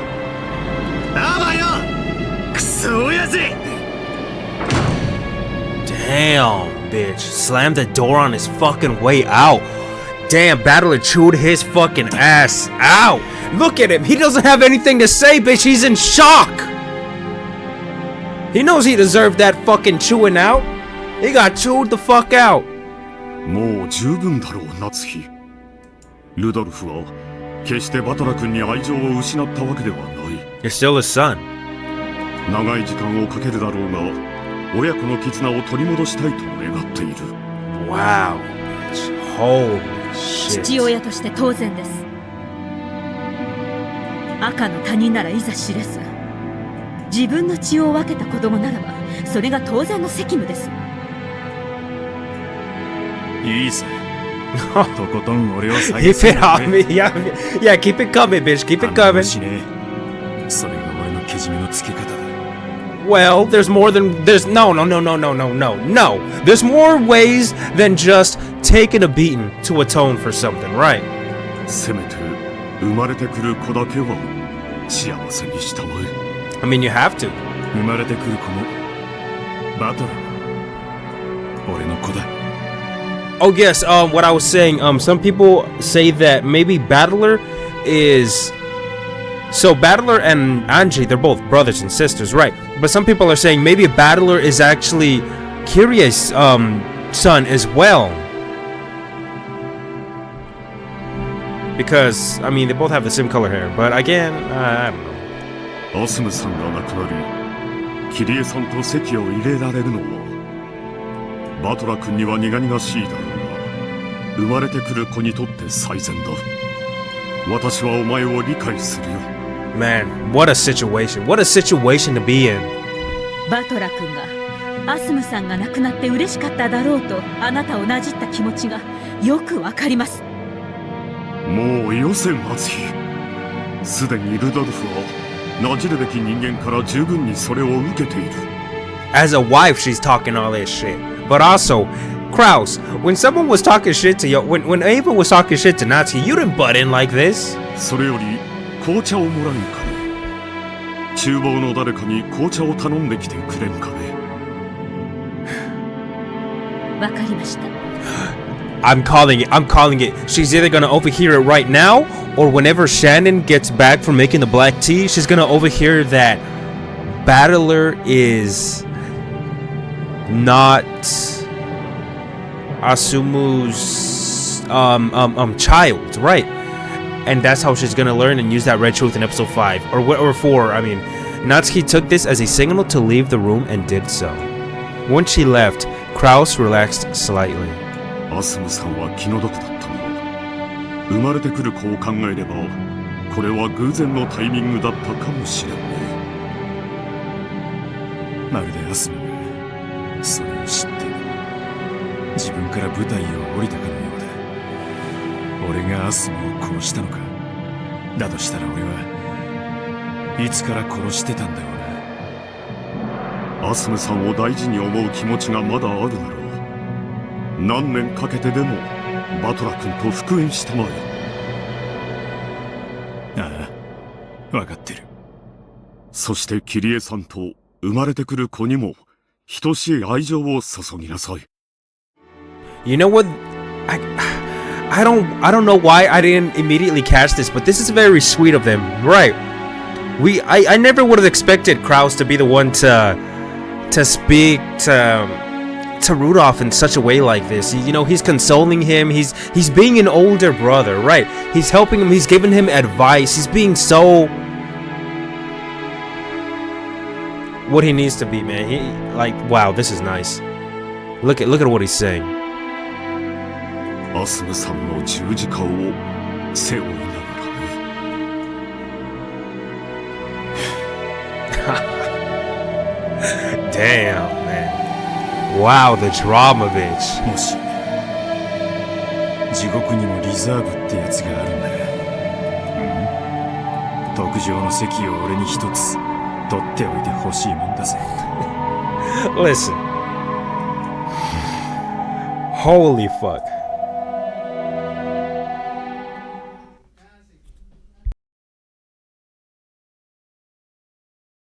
The news that Battler had left the Uchiromiya family swept across the family. バトラさんもお気の毒に。いつかきっと仲直りをしてくれると信じていますけど。Wow, look at what they're saying. Battler-san, not Battler-sama anymore. 親族の方々の都合だ。使用人の知るところではない。それよりも新しく白宮家に加わられる桐江様のお顔。それもそうですね。今年の親族会議にはいらっしゃるんですからね。If the person new to the Uchiromiya family would be coming to the conference, then what about the person who just left? Well, they weren't, obviously. And gold butterflies immediately. ならバトラー来ないってことじゃない？そう考えるのが妥当であろうな。賑やかな男が一人だけ。なんとも寂しいもの。Though most people felt that it was sad to see Battler leave the Uchiromiya family, and that he would be missed, they didn't think any more about it than that. Well, it's not like he's gonna be fucking dead. I mean, he's just not gonna be in the family register. You're gonna still be able to see him if you really want to. However, what about Shannon? Wasn't Battler supposed to come for her on a white horse? He was. He was supposed to take her away from everything. At first, I was shocked, because I immediately thought that his departure from the family meant that he wouldn't be coming to this island anymore. And I do think that's understandable, given how he must feel. I understand painfully well why he wanted to leave his family. But does that really mean he won't come back to Rokkenjima anymore? What on earth is going on? Will he really never return? Unable to ask him this directly, I was forced to spend each day contending with a growing sense of anxiety. Battler-san, I understand how you feel, but you wouldn't leave this place behind forever just because you broke away from the Uchiromiya family, would you? Tell me it isn't true. I was so confused that the world seemed to be spinning around me. I felt tightness in my chest, and I couldn't think at all. When I happened to touch my cheek, I was surprised to find it hot and wet. With a miserable expression on my face, I was crying. Shannon, Shannon. From far away, I could hear someone calling to me. But it was a very strange sort of distance. Though it felt very far away, the voice also seemed to be coming from right beside me.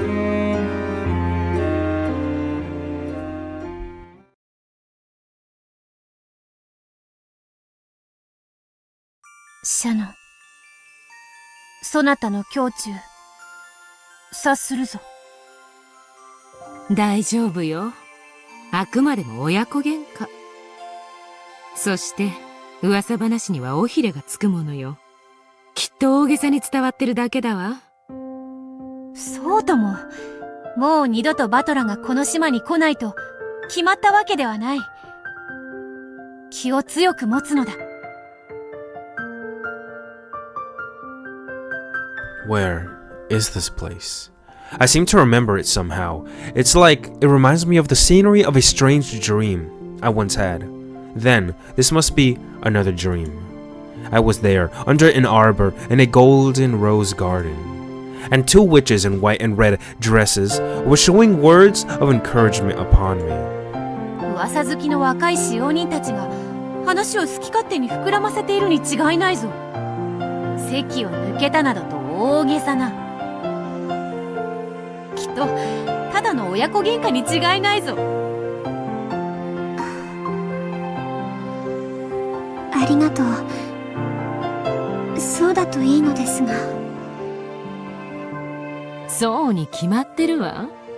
男の子だもの。父親と喧嘩の一つくらいするわ。そうともそうとも。すぐに頭を冷やして仲直りするに決まっているではないか。男の喧嘩なんて火付きは良くてもすぐ燃え尽きちゃうものよ。それに比べ女の喧嘩は炎こそ上がらぬが、いつまでも火種が残るものよ。Wow, wow, wow, wow, what a way to compare it to what's about to happen. 激しくとも一時すがすがしいものよ。そうですね。バトラさんとルドルフ様、早く仲直りするといいですね。するとも。バトラはいつも言っていたであろうが、よく父親と喧嘩をすると。今回もそれらのうちの一つと変わらぬ。母親の死と父親の再婚で動揺したに過ぎぬ。祖父母の家へ行ってしまったそうだけど、どうせ 2,3 日も頭を冷やせば元の鞘に収まるわ。プチ家出ってやつね。The two witches kept saying that Battler's fight hadn't been anything huge.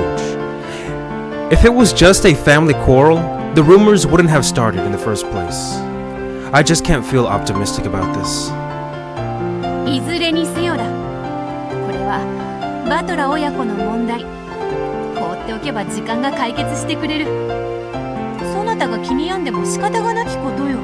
Time did not heal this fucking wound, though. 今日バトラが来なかったからといってこれからも来ないと決めつけるのは早計だわ。今日はルドルフが一人でやってきただけの話。そうとも。また次の親族会議では元気な姿を見せてくれるに決まっている。おそらくはそのうちキリエとやらを連れてやってくるであろう。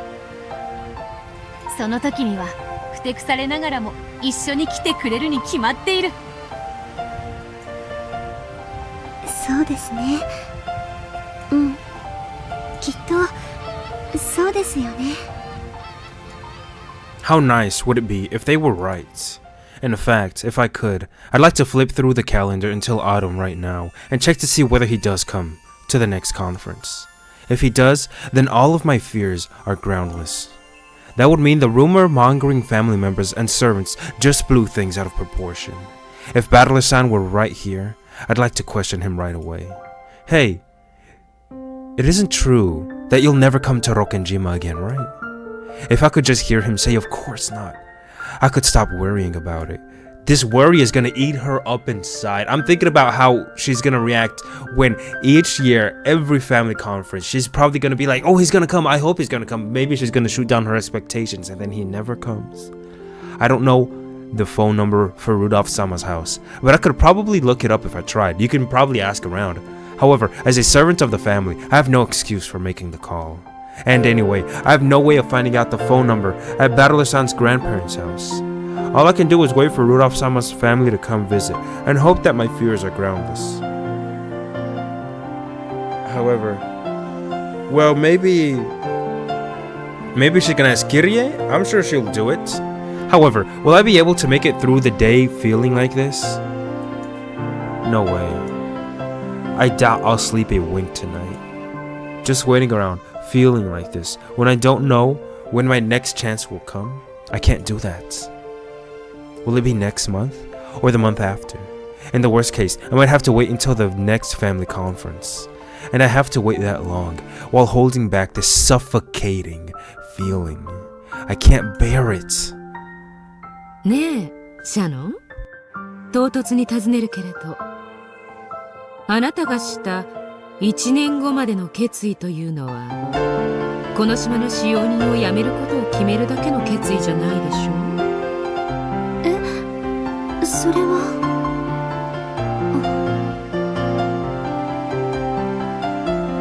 It was to make up my mind to start a new life. Instead of remaining a servant by force of habit, I'm supposed to resolve to step into a new life and leave my old life as a servant behind. Yeah, she's just building up the fucking determination. バトラが約束してくれたんじゃなかった？それははい。わらわは言葉を選ばぬから言おう。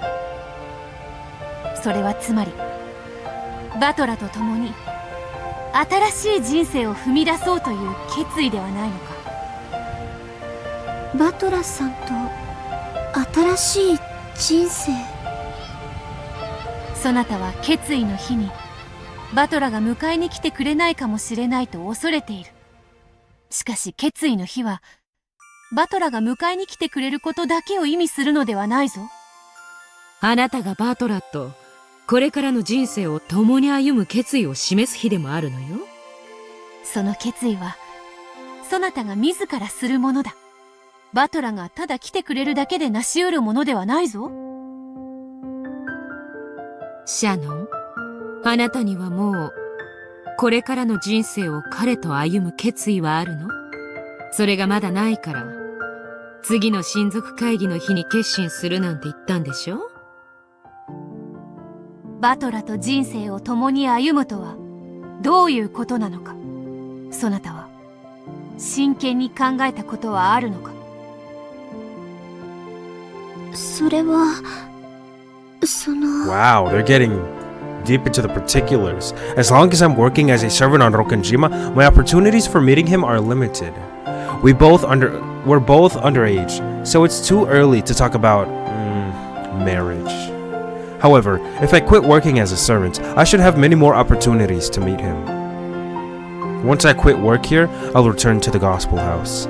I have my wages for serving the family, so I should have more than enough to make visits to Battler-san's house. And when I graduate from school, I can rent an apartment near to Battler-san's house. Wow, man, listen to all this shit. Then, well, I can work while going to school. That life will be a lot more difficult than my vague conception of it. However, I'll be able to see Battler-san much, much more often. If not every day, then every week. I won't be a servant anymore, so we'll finally be equals. I'll be allowed to call him whenever I want. And I'm already balancing school and work. Thanks to my experience here, I know more than enough to do simple housework. 楽しそうな人生ではないか。ささやかな住まいを借りて自分の城を築けたなら、ぜひバトラを招待するがよい。そうして新しい二人の時間、二人の世界が始まっていくのね。素敵じゃない。はい、ちょっと素敵ですよね。This was the first time I had ever imagined that future clearly. I've been able to appreciate the feeling of my love for him, and my honest desire to live my life with him. However, now that I have a clear picture of the future I plan to choose, I finally understand. I need to mentally commit myself to embarking on this future. やがては結婚だって夢見ちゃってるわけでしょ？ほうほう。結婚前提とは最近の小娘は進んでおるわ。そこまでは夢を否定しないで。未来を見据えぬ目を閉じたままの第一歩に何の意味もないんだから。惚れた男なら結婚しちゃったりしてと夢見ても何の罪もないぞ。それが乙女の特権であるわ。My face had turned bright red. Before today, I had thought that considering marriage really was a bit premature, and I had been trying my best not to think about it.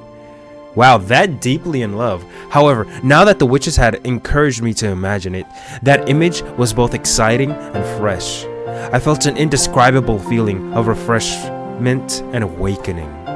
Like the gentle breeze that washes over you when you go outside during a brief spot of sunshine on a rainy day.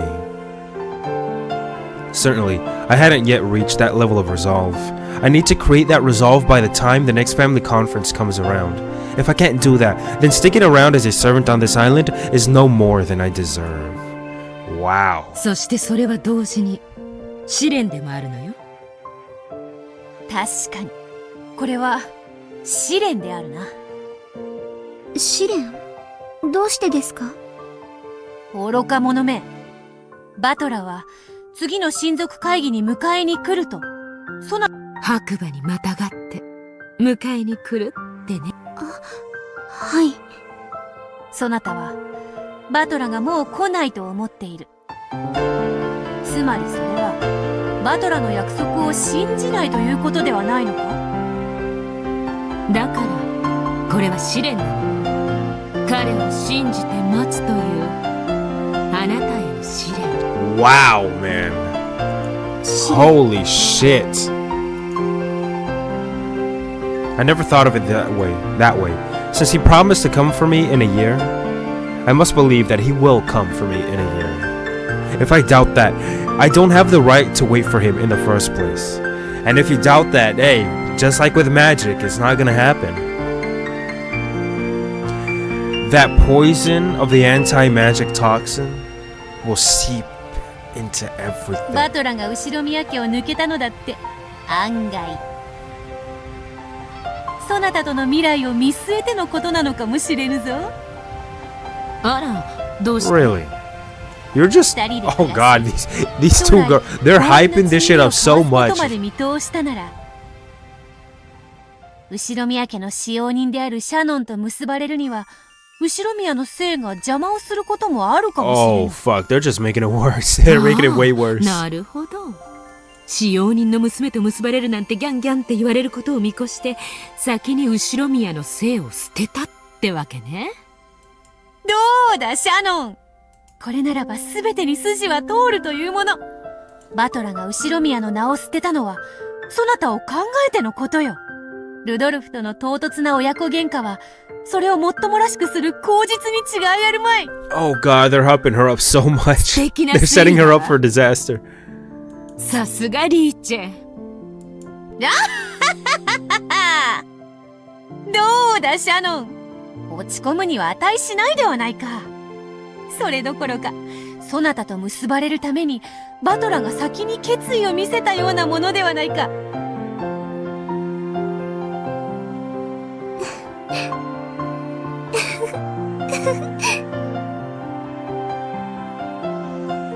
A smile finally returned to my face.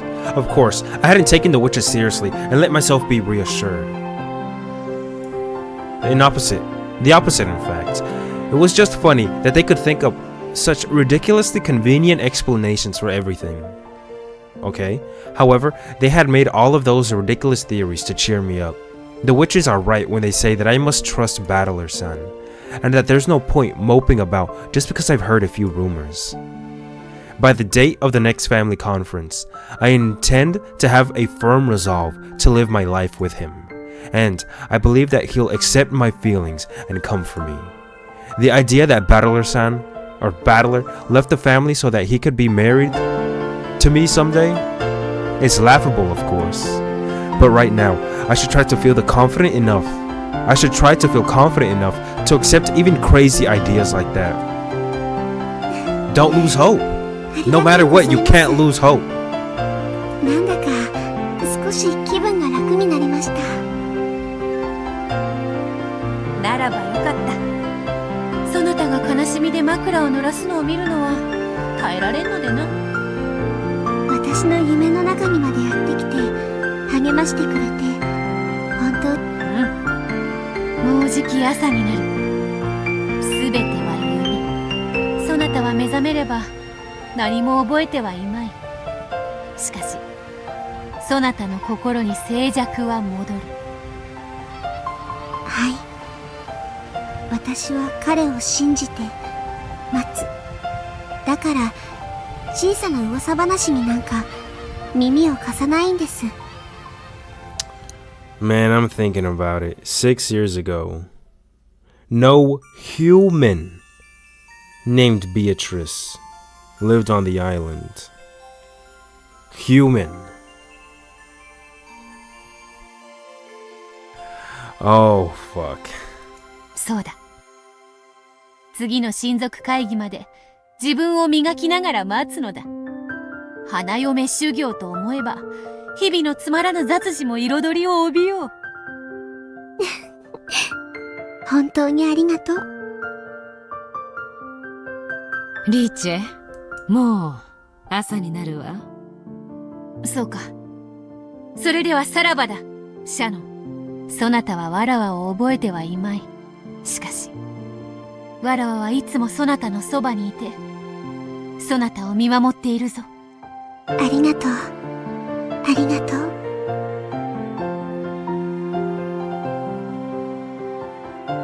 Wow.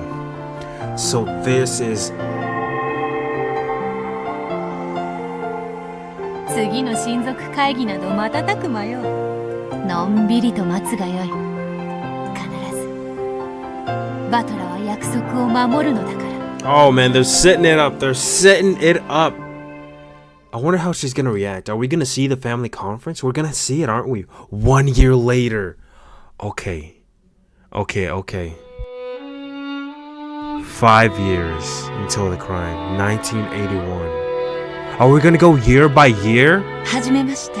Okay, this is Kirie-san's first. Okay, I love キリエ her. と申します。よろしくお願いいたします。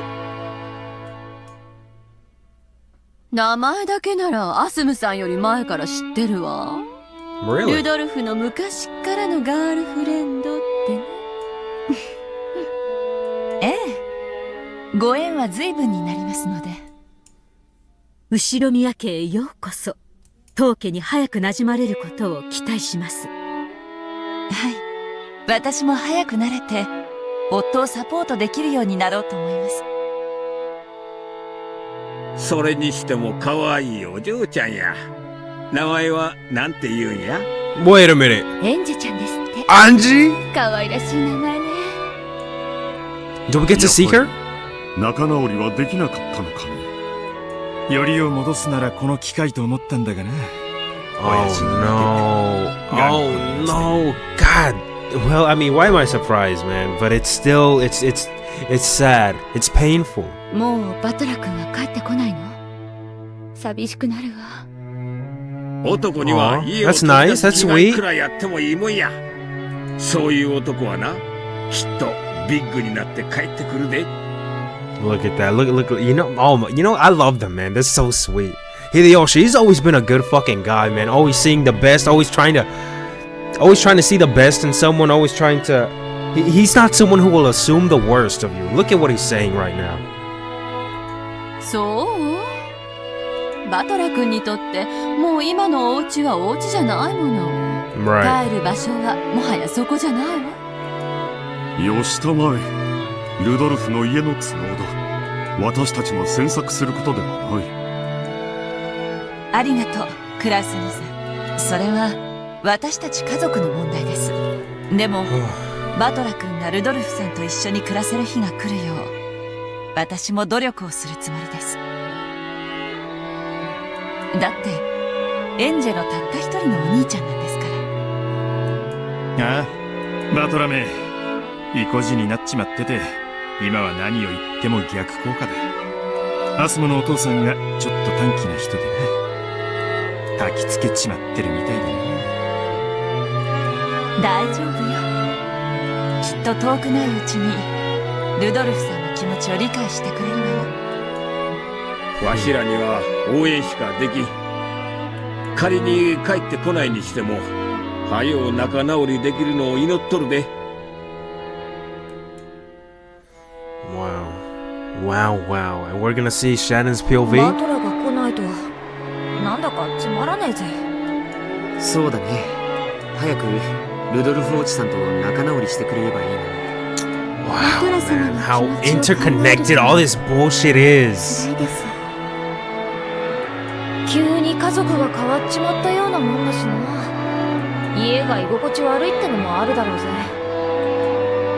男にはいつか独り立ちしなければならない日もある。バトラ君にとってはもうそれが訪れたという話なのかもしれないね。そうなのですか？そうさ。男がいつまでも両親のもとでぬくぬくしていたらかっこ悪いよ。荒々しく巣を飛び出して一肌あげなくちゃいけない。僕もやがてはと思ってたけど彼に先を越されてしまったよ。一肌あげて立派になったら帰ってきてくれるのでしょうか？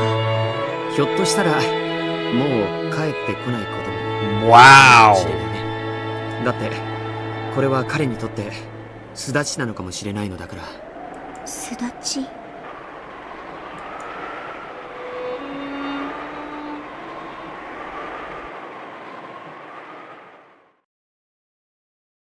バトラ来なかったわね。ああ、なんということだ。わらわはシャノンにきっと来るからと何度も言ってしまったぞ。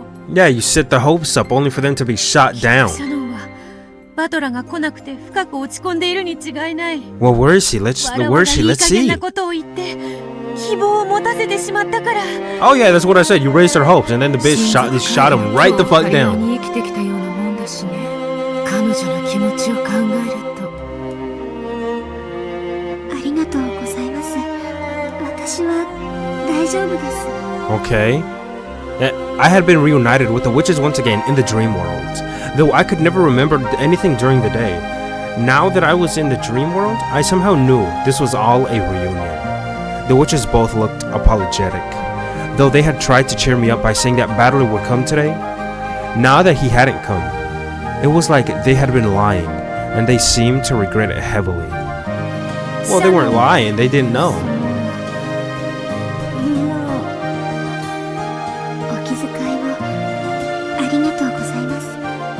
悲しくなんかないといえば、もちろん嘘になりますけれど、私は大丈夫ですから。そうか？そうなのか？ならば良いのだが。バトラのやつ派手に喧嘩したもんだからきっと引っ込みがつかなくなっちゃっただけに決まってるわ。男は意地っ張りだもん。そうであるとも。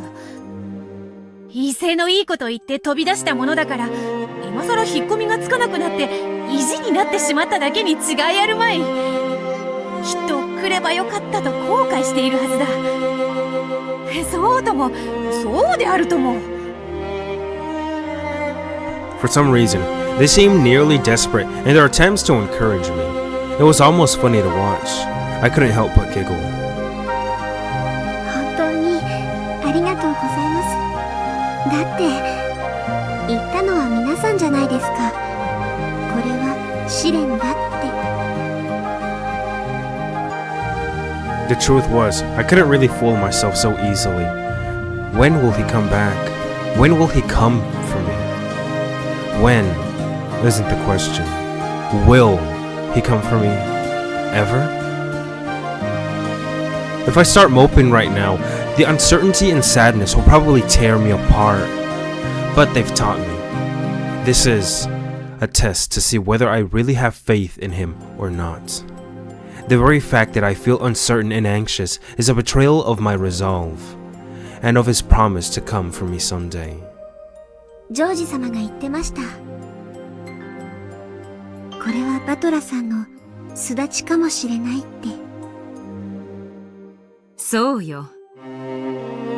これは後ろ宮の生を抜け出て一人の男として羽ばたくという巣立ちなんだわ。よくよく考えれば私たちはまだ若いんですし、本当に結ばれようと思ったらまだまだ社会的経験も信用も何より年齢が足りません。バトラさんが本当に真剣に考えてくださったならばこそ、まだ迎えに来られるわけがないんです。事であるぞ。そうだ、その域であるぞ。よくぞその境地に達した。達せてなんかいません。でも今はそう思うことにします。それが試練でバトラさんを信じるということなんですから。 If he had showed up today, then today I would have had to inform Madam that I was quitting my job as a servant. But was I mentally prepared for that? I spent all last night worrying about whether Battler Sun would come or not. I spent so much time worrying that not only was I not mentally prepared to quit my job, I didn't even prepare a letter of resignation. In short, I still don't have the resolve that I promised him that day. I'm sure that God knew that. Battler is supposed to come for me when I found my resolve. I wasn't resolved, so it was only natural that he didn't come today. Yeah, it all makes sense now. だからきっとバトラさんがいらっしゃらなかったのは私の決意がまだだったからです。彼が来てくれるかをしっかりと信じることもできなかった私ではそれも当然ですね。おそらくバトラもそうであったに違いないぞ。そなたを迎えに行くだけの決意や覚悟がまだまだ足りなかったに違いない。神様は薄情じゃないわ。二人の気持ちが本当に近づいた時、必ず二人を引き合わせてくれるわ。織姫と彦星のようにな。今年の七夕はたまたま天気が悪かった。今日のことはその程度に思おうと思います。That's how I'd like to think about it. I have no other choice. You have to delude yourself to believe something else. Battler Sun. Oh wait, Battler Sun. I should have said it with some sadness. でもバトラ君が帰ってくるのは6年後の話だ。だいぶ先の話になる。このままこんな辛い気持ちのまま6年も待ち続けるというのですか。来年こそはと毎年待ちわびるのは、それはもう永遠に待ち続けるにも等しいものでした。 Endlessly? 痛々しい話ね。あなたがしたと思ってる約束を当のバトラは全く意識していなかったようだし。 Yes, that's what I was getting バ at. トラ君はルドル Felt フ that おじさん way. に似てキザの言い回しを好むことがありました。そんな言い回しが誤解を与えたのかも。バトラはきっといつか後ろから女に刺されるわね。まあつまりこれはそういう物語なわけかしら。言葉は意味が宿れば人の人生を左右することだってある。軽率な言葉は人を殺せるかもしれない。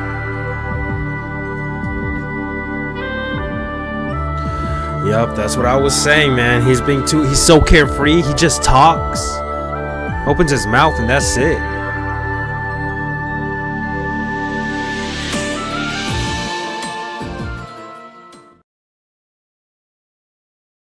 第7章、恋の目、恋の根。